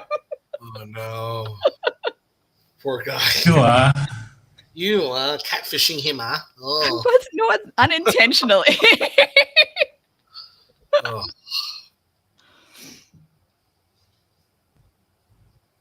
Okay. Zach, why were you aware of what it was? Sorry? You knew what game he was playing. Uh huh. Were you watching them, or you just saw that he was promoting that he was doing that stuff? Yeah, I saw him promoting. Mm. And then I think I viewed like for about 5 minutes, and then I had to. Fair enough. Zach, are you a gamer as well? I game, but I'm trying to get into the whole twitching thing, but Oh, cool.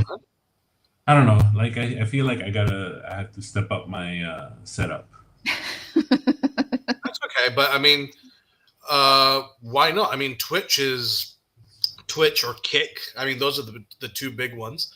If you're interested in that, I mean, go for it. Why not? I mean, yeah. I mean, like I think once you get your setup sorted out. I mean, for me, I'm probably trying to do this because I'm trying to get to content creation. Maybe not Twitch per se, but YouTube or whatever. But it's the main thing is it's the setup that will be the hard part first. So, Yeah. but once you get that, I'm sure it's the ball will start rolling, and then you can keep on doing that. So yeah, I mean, if I were you, just invest in what you can get, learn all the tricks and the trade and what have you, and then you're good to go. I just cleaned my living room, which is where my gaming systems are. I cleaned my living room on Monday, so I think I might start doing some gaming streams again. We'll What see. consoles do you have? I have PS4, Switch, PS3. Ooh. Would you be open to getting a PS5? Eventually, when there are more games that are only on PS5 that I want to get. Right now, the only game on there that is only on there that I have wanted to play is Final Fantasy 16. Nice. Because I'm a Final Fantasy person. Are we on 16 already? Yeah. Huh. Yeah, 15 was on the PS4, and I finished that one. 15 was the one with Noctis. Yes, that's right. Right. 14 was the online one? MMORPG. Yeah. Do you have a favorite Final Fantasy? Yes, 12 is my favorite. Ooh. What about you? Have you got a favorite one? Yeah. I mean, it's a tie between 7 and 6, but if you're going by the Japanese version, it's Final Fantasy 3. 3. Yeah. Okay. I know for me, I'm very partial to Final Fantasy Tactics. I don't know whether you guys ever played that one. Yeah, I love that. That's because I love the turn-based RPGs. When it comes to the more modern ones, I can't get hard. The real-time battle systems. Yeah. I really don't like it. I really don't. I prefer the turn-based things where you take your time and it's all well and fun. But when it's this real-time application, or even the newer Final Fantasy, from what I've heard, they've revamped the battle engine, and it just seems weird.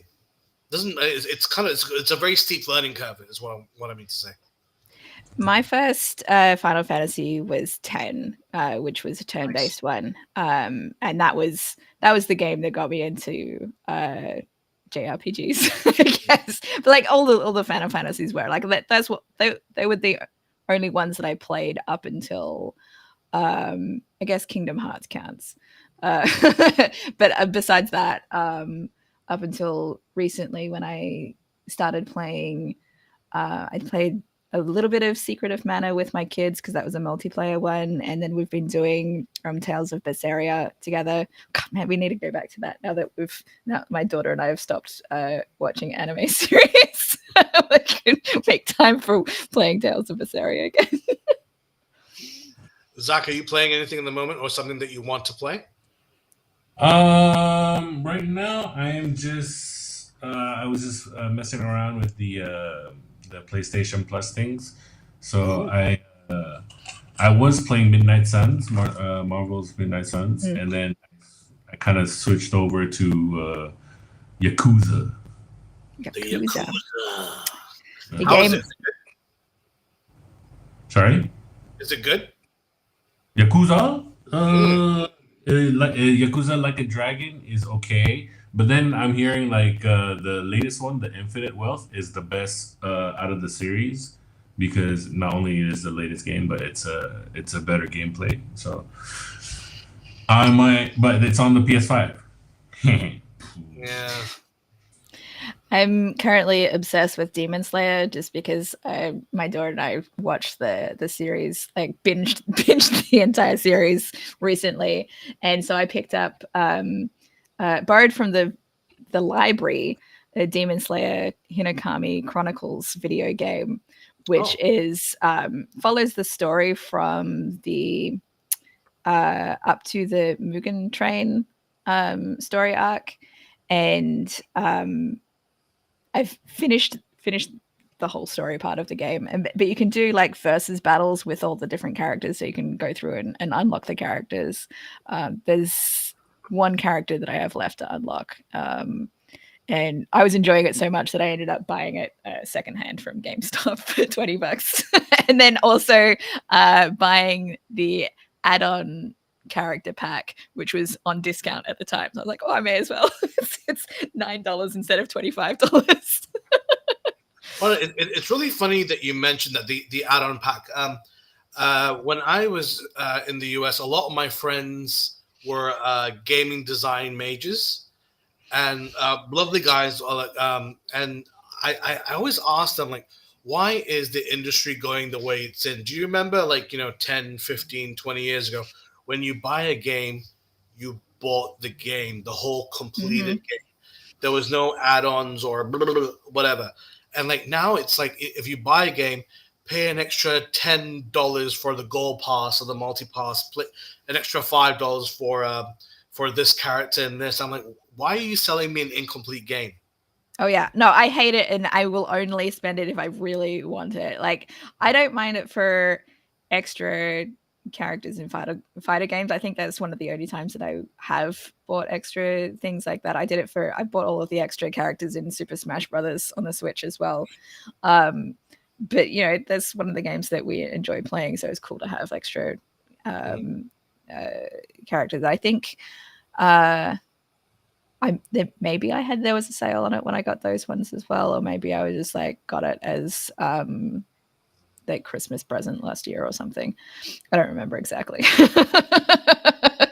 But yeah, I absolutely, I hate, like, I don't pay for the online subscription for the Switch because I think it's terrible to have to pay for a subscription just to do the online features. Yeah.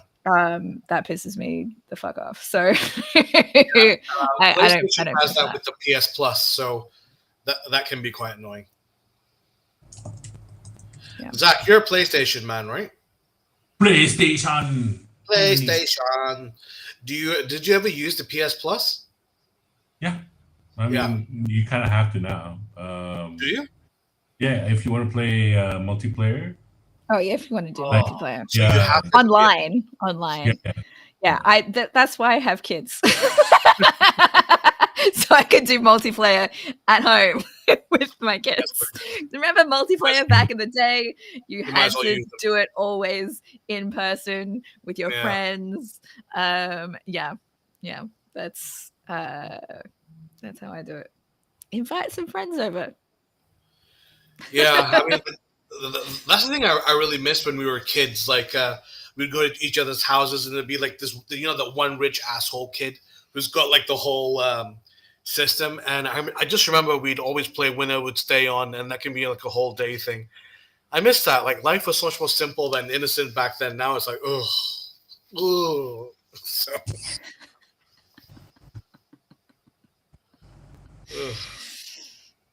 Yeah. Do you have another question on the cards? Oh, no, Zach didn't ask his question that would have a yes or no answer.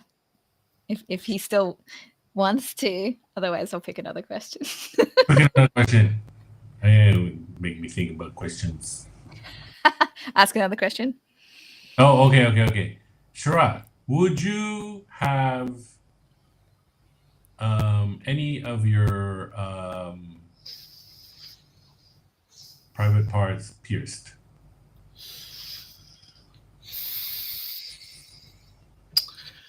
Probably not because of any kind of moral reason. It's honestly because I'm a massive pussy. Like I've got a massive phobia for needles. Ever since I was a child. Like I remember, like when I was 5, 6 years old, I think I was in SJMC, and I just had to take like a very simple, like just blood shot, just to remove something. I still remember it. My mom, who is a GP, she had to call in security to hold me down. And this is as a 5, 6 year old, mind you. And thinking about that now, if I had to pierce something, that would, I mean, I'd have to be beyond drunk. And even then, if I was, they couldn't do it because my blood would be too thin. So, no, that would never happen. No, absolutely. I would just be screaming, throwing things, cursing. Like, do you know the bit from 40-Year-Old Virgin when they wax him and he's like, "You motherfucker"? That would be me. I would be like, "I'll eat your soul." Like, yeah. So that would just realistically just never happen. But what if it comes with a guarantee that you will be the best lover ever? What kind of piercing are we talking about here, Zach? You're attaching a vibrator to. I mean, listen, if you're piercing my ear and I automatically become the best lover in the world, okay, we'll talk, right? If we're talking Prince Albert, that kind of thing, I can maybe forego the reputation of being best lover in the world without having a bolt through my cock. That would be fine. But I'd have to think about it. If it's undisputed, I become instant best lover. We'll talk. The ladies who can talk about you. There's this man, Malaysia. They say he has the best cock in the world. What about you, Dominica? If you became the best lover of the world via a piercing or whatever, would you do it? No, I already have enough compliments for how I am in the bedroom. I don't need to. Look, if I've had people come back. Look, I talked to you earlier about the improviser that I had dated with. You know, one of the reasons that he came back this year, like I asked him, like, why do guys keep coming back but not want to have an actual full-blown relationship with me? Why do they keep coming back? And he was like, his answer was, because you're really good in the bedroom. I'm like, am I? Okay. So, yeah, so I don't think I need any help with that, I guess. No piercings for you, don't you?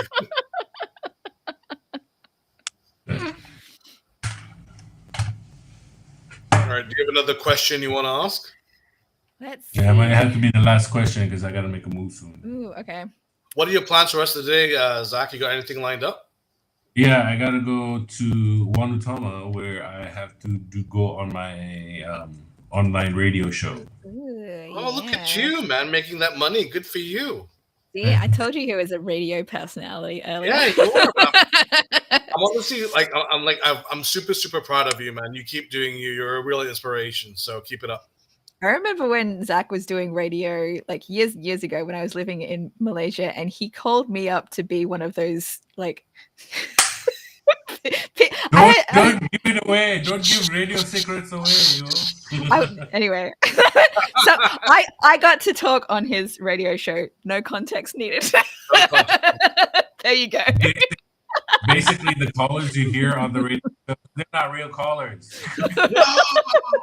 I had to pretend to be older than I was, I think. What, you just start quivering your voice? Oh, hello, dear. No, I don't remember anything beyond that. All right, here's a random question that I picked from this deck. What was the first impression you had of me? Because I saw it. I'm like, I know, I'm curious. I was like, this girl, she's the best lover. That was not your first impression of me, No though. piercing needed. No And piercing. she knows her sexes. The sexism. She knows what the sexism is. You only learned that tonight. That's not your first impression of me, unless you came away from watching my first stand-up. No, but you met me before that, I think, right, Zach? When I came to watch Time Out stuff. So before I even performed, we met. Well, from then, that first impression was like, okay, fangirl, like comedy fangirl. Oh no, that makes sense.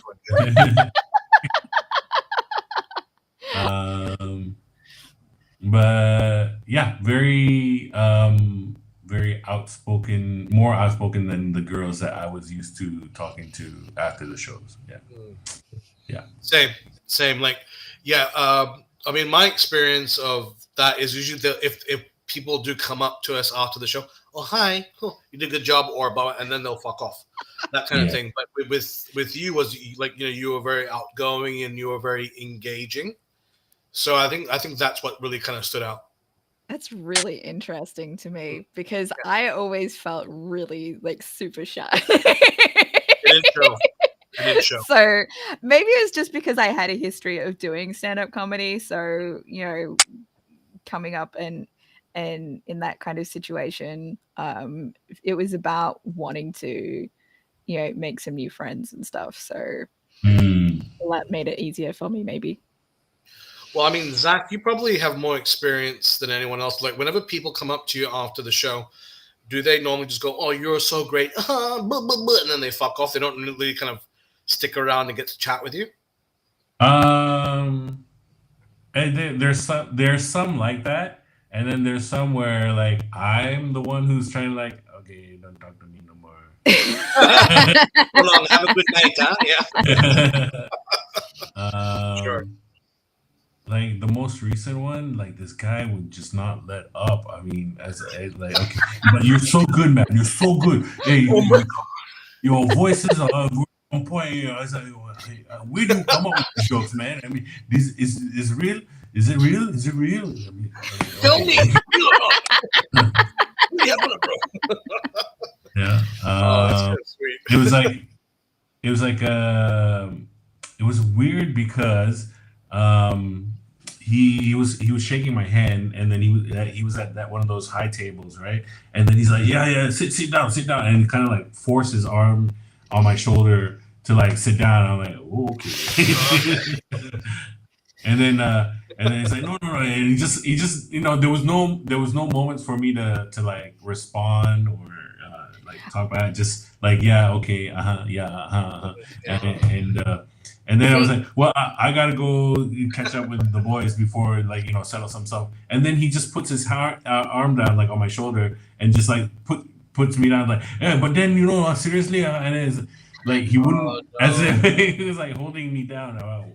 See, I'm terrified of becoming somebody like that. Like that's like I don't want to intrude on people's personal time and personal space because I know that I'm someone who can be overwhelming to people at times, and so I don't want to be too overwhelming with people. I would rather someone tell me to my face, hey, you're a little bit overwhelming right now, can you kind of calm down, or like I need some space, and that it to me helps me trust the person better. Like I know that they will tell me where their boundaries are so I can give them the space. Because like I said, I'm someone who can be overwhelming. I get a little bit obsessive when I'm super interested in something, and it's something that I try to tone down. Well, I think being obsessive about something is better than someone that's got it's kind of laissez-faire about everything. So if you want to compare the two, sure.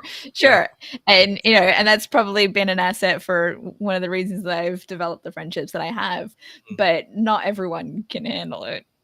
And yeah, I know that when I can be a bit much, and being autistic as well, I don't always get visual cues. Like, because a lot of people, especially if they're neurotypical, try to be subtle when they're like moving away rather than tell you directly. And I need to have that direct communication in order to know. Zach, has that, like, if we flip the situation, has that ever happened to you where you're the annoying one? No, everybody loves me. No, I've never. No. I remember I was with meeting Gabriel Iglesias when he was performing here. Wow, that's awesome.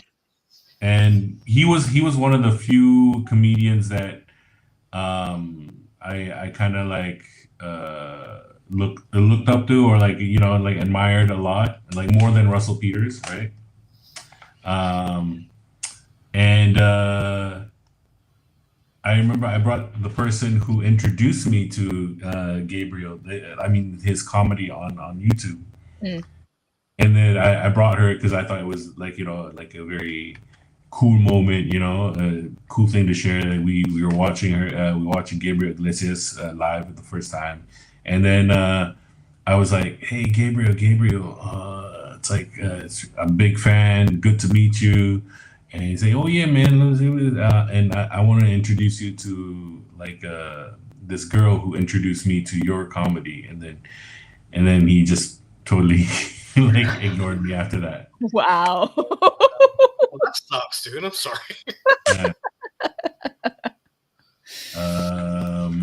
But his openers were cool. The guy he brought, Martin. Martin was cool. He was the party one, and that time the people from LOL weren't telling me where they were gonna party, so.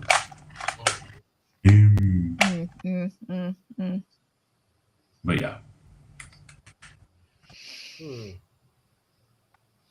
How about if we flip it? Have you ever met a comedian in person that's exceeded your expectations about how nice they were? How nice they were. Oh, yeah, I would say, I mean...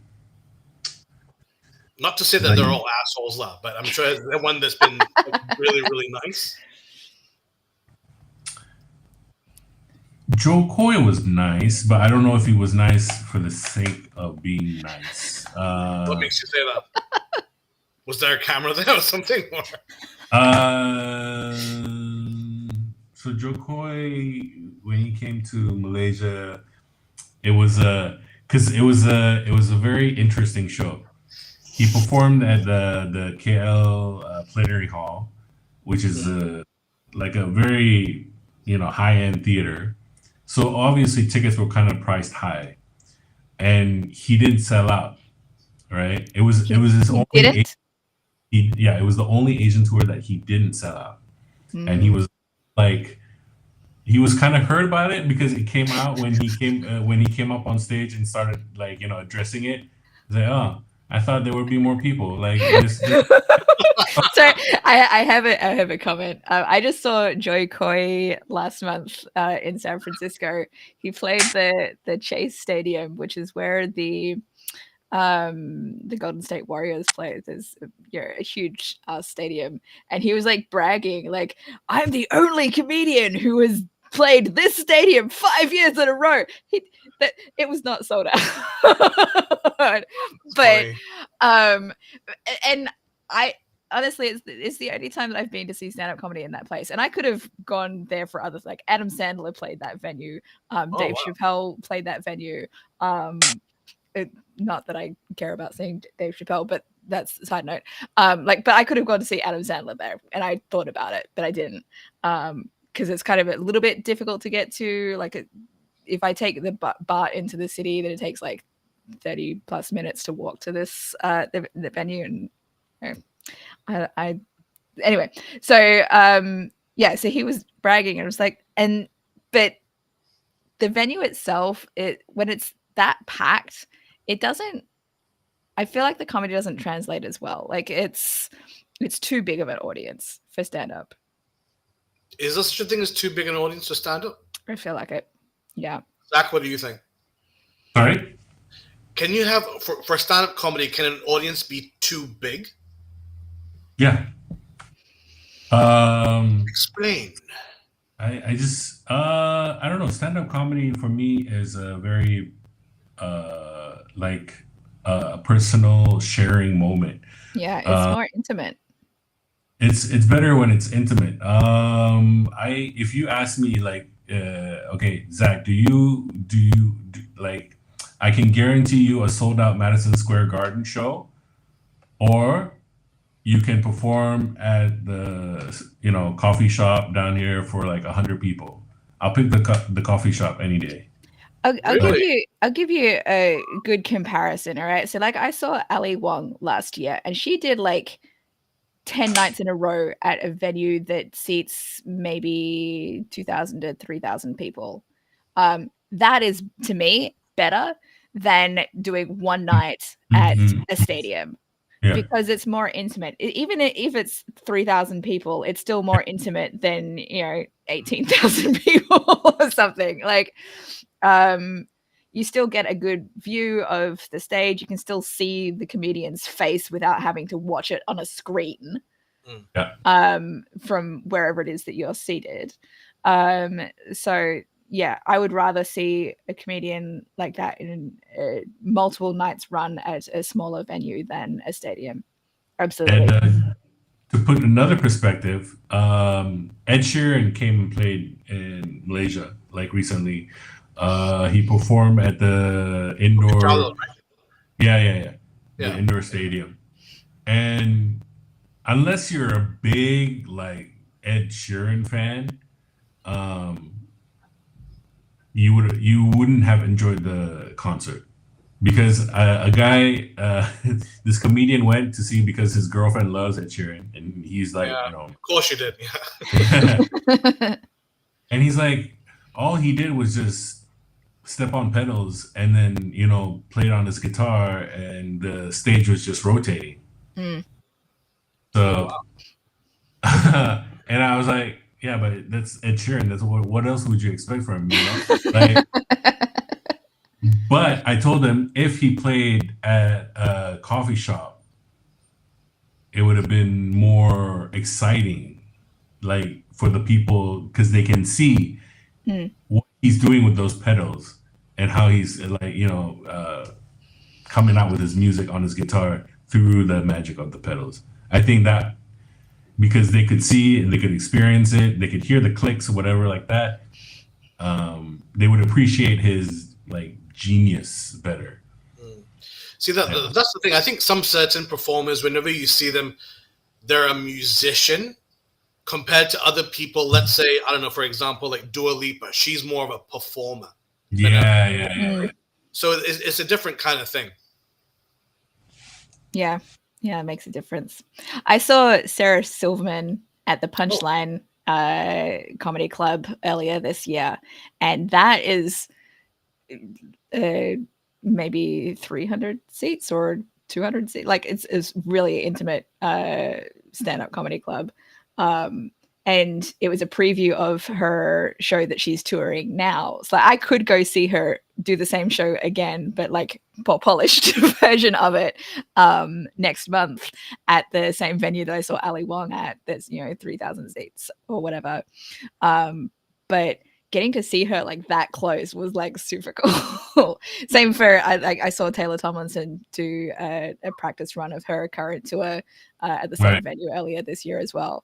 So having the opportunity to do that sort of thing is just incredible. More intimate. How much were the tickets when you went to see them? Like, even though they were like the small, were they quite pricey? It was like $60. So it's like $60-something. Well, that's not cheap. But it's cheaper than going to see them at one of the other places. Like to get seats, like front row seats for someone like that at one of the bigger venues, you're going to be paying over $100. I paid like just under $100 to see Ali Wong in balcony seats. Oh wow! Yeah. Jeez. Yeah. It's prices are getting up there now. I remember the day when you paid $20. Well, like When I was working the no, sorry. When I was working the event company, like you get to see Good Charlotte, Snoop Dogg, nice. like $20 entry. Everybody, it's like standing. There's no seat Hmm. reservation, whatever like that. When I was working the Warp tour. This is like when they get all the new metal bands, the punk rock bands. They all perform for the summer. It was like Limp Bizkit, Blink 182, Godsmack, all Oh, these big name Godsmack. bands. Yeah, That's so like the cool. most 2001. Yeah. the most you pay for like $40. Yeah. Inflation has made Mm. things very expensive, and then there's like you have to pay exorbitant fees on your tickets to. So like, if I know that there's a good comedian coming up at Cobb's Comedy Club that I want to see, but I'm already seeing a show at Cobb's, I will wait until I'm going to see that show at Cobb's to buy the ticket in person to avoid the fees. So that's been a good way to save money recently. Like speaking of like front row seat tickets. I don't know about you two, but I'm a massive wrestling fan. I've loved it ever since I was a kid, and I just found out WrestleMania 41 is the next big thingamajiggy, and guess how much front row seats are for one? Just have a guess. $500. 500. Papi, what would you say? Well, it was $300 last time I checked when I was there. So I'm gonna say a good 1,200, 2,000. Okay, so this coming for WrestleMania 41 front row seat tickets, $50,000. What the? Who is paying that kind of money? $1,000. Yep. Fun fact: if you look, if you watch all these live events, especially WrestleMania, there's this always one guy. He's wearing the same green. Yeah. He's in the front row. Yeah. And he's always on the camera side. He's always in the hard cam, right? Yeah. Yeah. So he must be super rich. Yeah. Suck his dick or something. He's like advertising, ladies, come and get me. Look at my money. Yeah, that one guy's always there. Yeah. Wow. Different events have different kinds of prices as well, though. Like I'm seeing Tim Curry at SF Sketchfest in January, and he's still alive. I thought he retired from public events. Well, he's coming out for this tribute to Tim Curry show at SF Sketchfest. Wow. Which is why I'm like, I have to go and see him. And I think that my ticket was like maybe 60s. Was it that much? No, I think it was less than that. I got a balcony seat, so I think it was like $40-something. That's pretty cool. I paid that to see Tim Curry. Yeah, I was surprised at how cheap it was, honestly.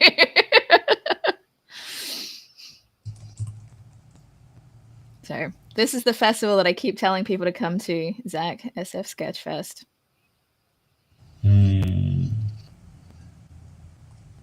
I think if we get our flights over there, I think I'd definitely go there. I mean, I'd definitely watch it.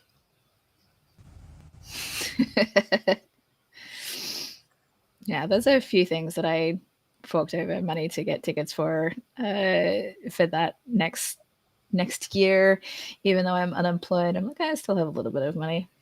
I mean, I've got savings. I'm fine. I'll be fine for a while. I need to get a job next year at least, so I don't go through my savings. Do you have any kind of jobs potentially lined up that you're investigating, or? I've been applying to stuff, but I mean, the way to get jobs these days is to network and reach out to people, and that's the struggle for me. That's the struggle for you, to network?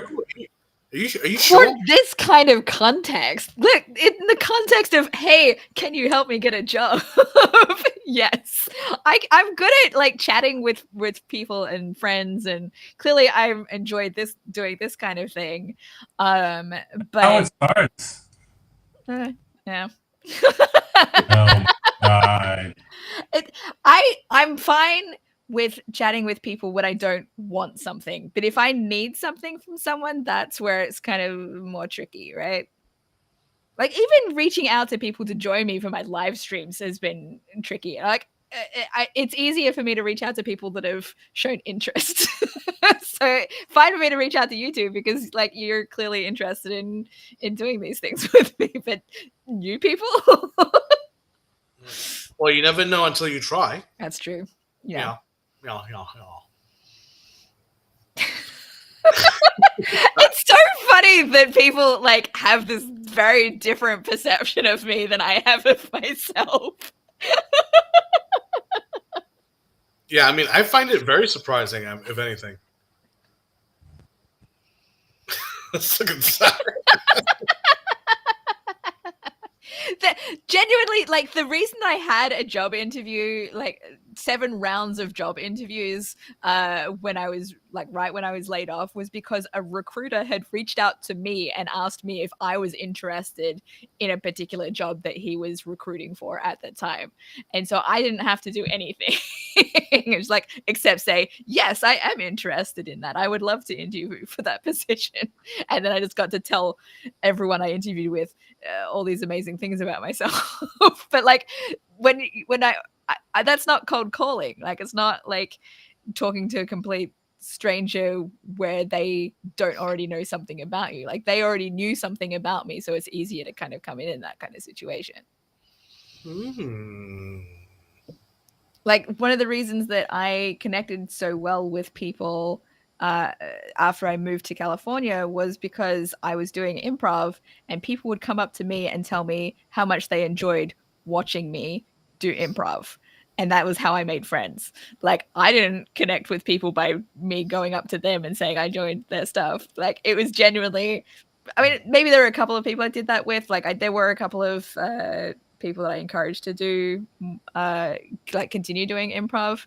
But most of the time it was people coming up to me and saying that they enjoyed what I was doing. Look at you, little social butterfly.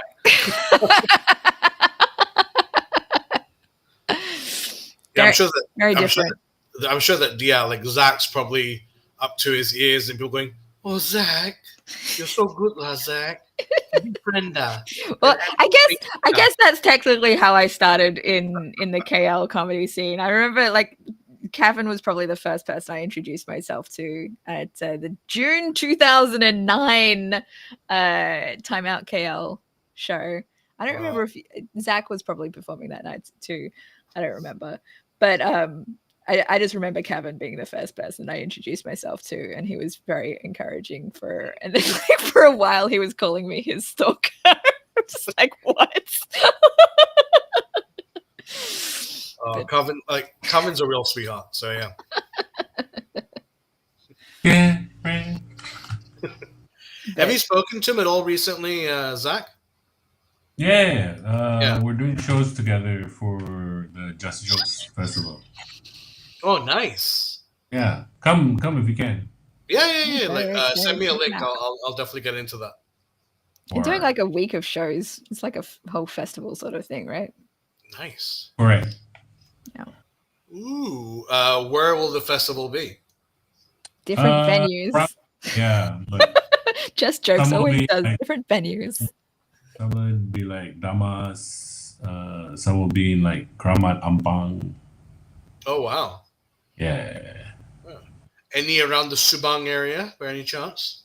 Yeah. This weekend is the opening gala, SF15. Oh shit. Yeah. There's this place called Wayang Kulit, the tattoo parlor. Oh wait, I think I have heard about that. Yeah. Yeah.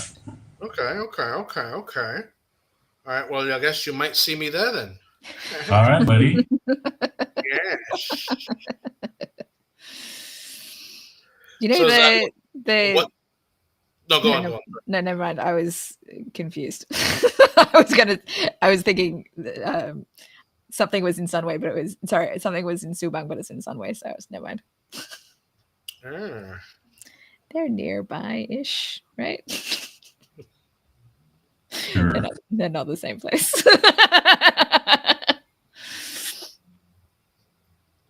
Cool.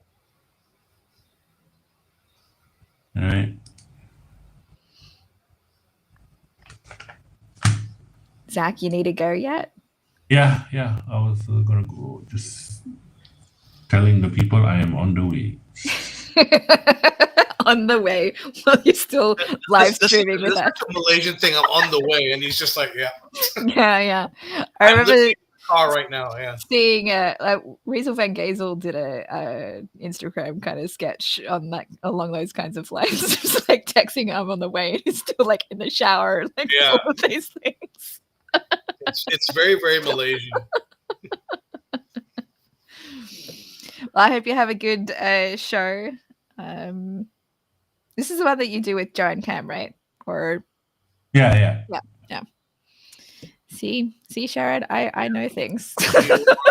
No, well, I hope you break many legs, Zach. I know you will, and yeah, you will. I'm sure you'll kick ass. I try. Like how many other shows have you got lined up coming up soon? Like more than one or different Yes. venues? So Saturday I'll be in SS15, and then the following weekend I'll be in Hartamas Damas, and then the following week I'll be in Kelanajaya PJ. Oh, nice. Yeah. Okay. Well, make sure you advertise them. I'll do my best to pop by. All right. All right. Enjoy. Sorry, Zach, that I didn't have iMessage. I thought it was just I don't know. You're in America. I have a gun. Look. Isn't iMessage? Oh my gosh. No. Isn't iMessage an Apple thing? I don't have it.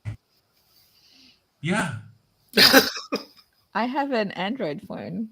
Yeah. Get on the Apple phone. That's why nah, man. It's all about the Android. Google all the way. Only in Asia. Okay?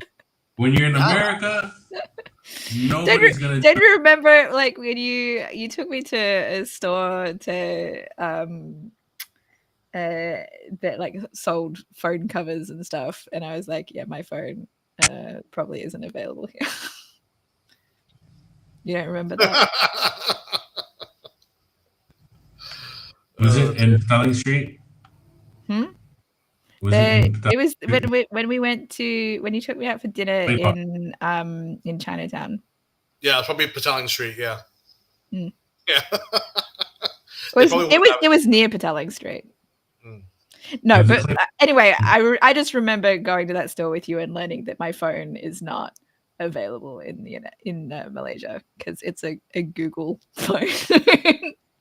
It's also very old. You know who else uses a Google phone? Kieran. He has a Google phone? Yeah, Pixel 6 or something. Where did he get that?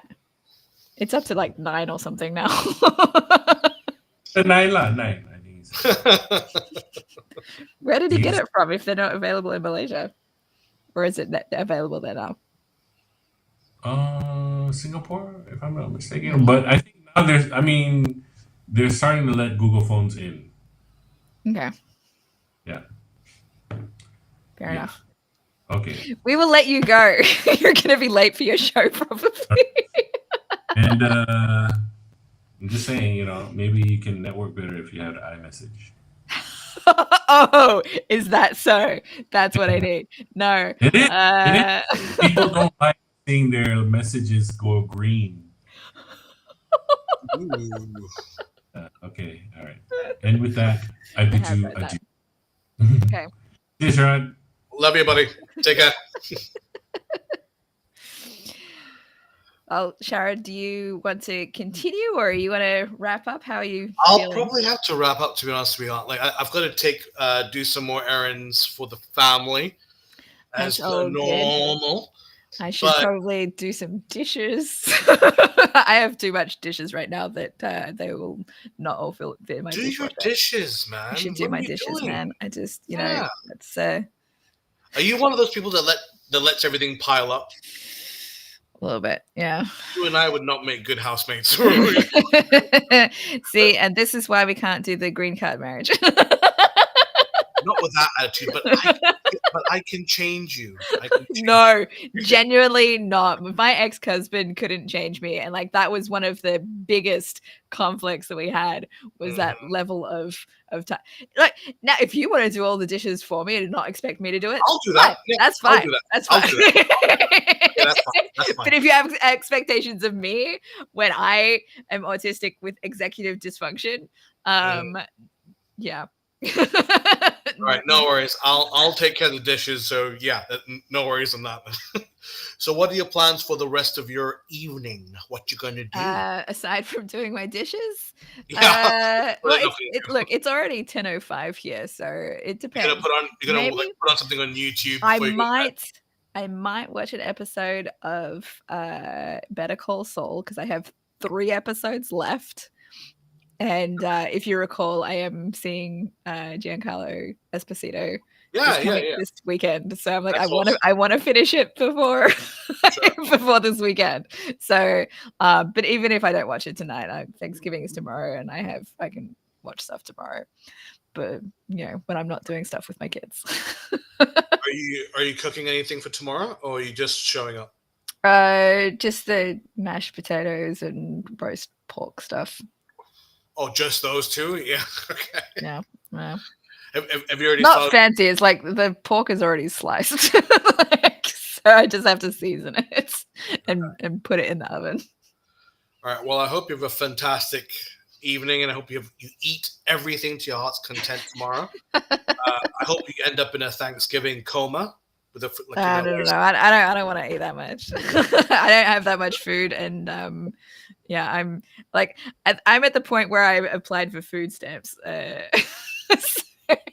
Oh no! Because my income is low enough that I should be able to get some to support myself and the kids. No, I mean there's nothing wrong with it. I just saw that sucks for you though, man. I feel your pain. Well, hopefully, fingers and toes crossed. Hopefully, things will look up. I hope you find a sugar daddy or mama soon. Very, very soon. Not if I keep going after guys that don't have money. Yeah, well, that's normally how a sugar mama and sugar daddy work. They have the money. They have the sugar. Yeah. I know. I'm not good at it. This is the thing. If I keep going after people with personalities that I like, those are the people that usually don't have money. No. We're broke as fuck. Exactly. So that's unlikely. Okay, well, maybe the next time you're out and about, try to go sugar daddy hunting, and then we'll see. We'll see if I can land me one at this Fan Expo convention this weekend. Maybe find someone that's paying for a lot of different photo opportunities. Because they clearly have money. Well, I mean, how far are you from the Bay Area? Are you nearby? I'm in the Bay Area. Well, then you should Oakland be fine. is in the Bay Area. Yeah, so you should be fine. Just go to your normal club and yacht club or something, and just be like, oh hey, my God. Oh, I could not stand the kind of stuffy attitude that I would expect in that kind of atmosphere. I just couldn't. Well, why not? I mean, that's where all the money is. So I'm sure if you go around and just go, "Hey, boys," you'll find something. I'm just gonna be poor my entire future. I think because I couldn't live with somebody like that. I couldn't do it. You don't have to live with them. I'm just saying, just use them. I'm not. Have you not learned anything earlier today where my guilty conscience gets the better of me? I cannot do anything too terrible, even when I try. I genuinely I tried to get myself to be like, yeah, I could totally do it. I'm like, no, I can't. I couldn't. No. So, no, I'm too honest of a person that I can't can't do that. Well, I mean, it's not taking advantage per se. I mean, you could obviously fall in love with the person. They just happen to have money. Sure, So, yeah. And I have a friend who is like that. But Yeah. he's not interested in having a relationship with me. I'm like, let's just do the friend thing then. That's fine. Well, I mean, you just keep chipping away at him, and No. and It makes. I'm not going to, like, if he's not I'm not gonna. I've done the chasing thing, and Yeah. it's not a rewarding way to get somebody interested in a relationship with you. If they're not interested, they're not interested. I'd rather stay friends with someone than ruin something. Yeah, that's the very adult way of going about things, I suppose. Yeah, we came close. But Like he tripped and he fell. That's how it almost. no, we're snuggling and stuff, but because it's not. Sometimes it's nice just to have some intimacy, but yeah, but like I stopped it because I'm like, I could have easily gone into that kind of thing, but at that point, after my last relationship, I've just decided like I can't just go with the flow anymore. Like in that, I just can't.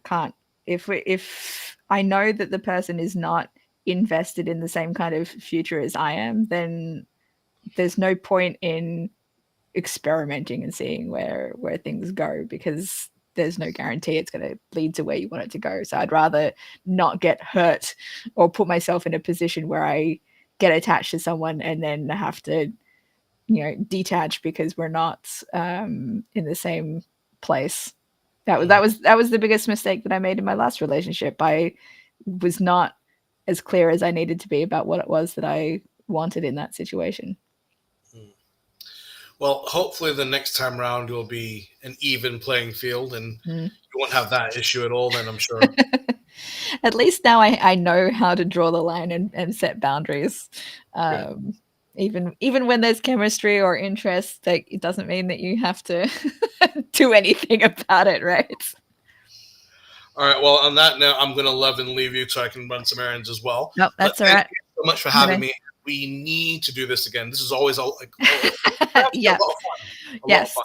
Well, next Wednesday I will not be available, but most of the other nights I have an improv rehearsal next week because I'm performing improv next Saturday night. So yeah, Wednesday was the night that everyone was available to rehearse next week. So that's it. But we can check in and see if there's any other days next week that we can do, because I think I'm available pretty much every other day until I perform on the Saturday. Cool beans. No worries. Yeah, you check your schedule. Let me know and we'll figure something out. All right. And wait, let me end the stream while you're still here. I'll click the end stream. Thank you, everyone who was watching or will be watching later and decided to watch after the fact. I hope you enjoyed it. Look, it says we've got 2 viewers right now, so maybe that means that my dad is maybe watching again. I don't know. I have messages that he sent me that I haven't had the chance to read yet because I've been so busy, and they're connected to his comments from the last stream. So I was like, I need to be in the right headspace. Messages, I need to be in the right headspace to read, because if they're long, I need to have the right headspace to process so that I can respond to them with the respect that it deserves, rather than just read and ignoring. Right? That's the thing. And also, it's also triggering me. It's like, oh shit, I send those same kinds of messages and get pissed off when people don't respond to them. So yeah, what I wanted was to have a one-on-one conversation with him, not text stuff, because that's overwhelming. But anyway, I digress. I'm ending the stream.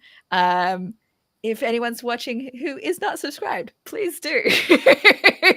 And get notification for when we go live again, because this, as always,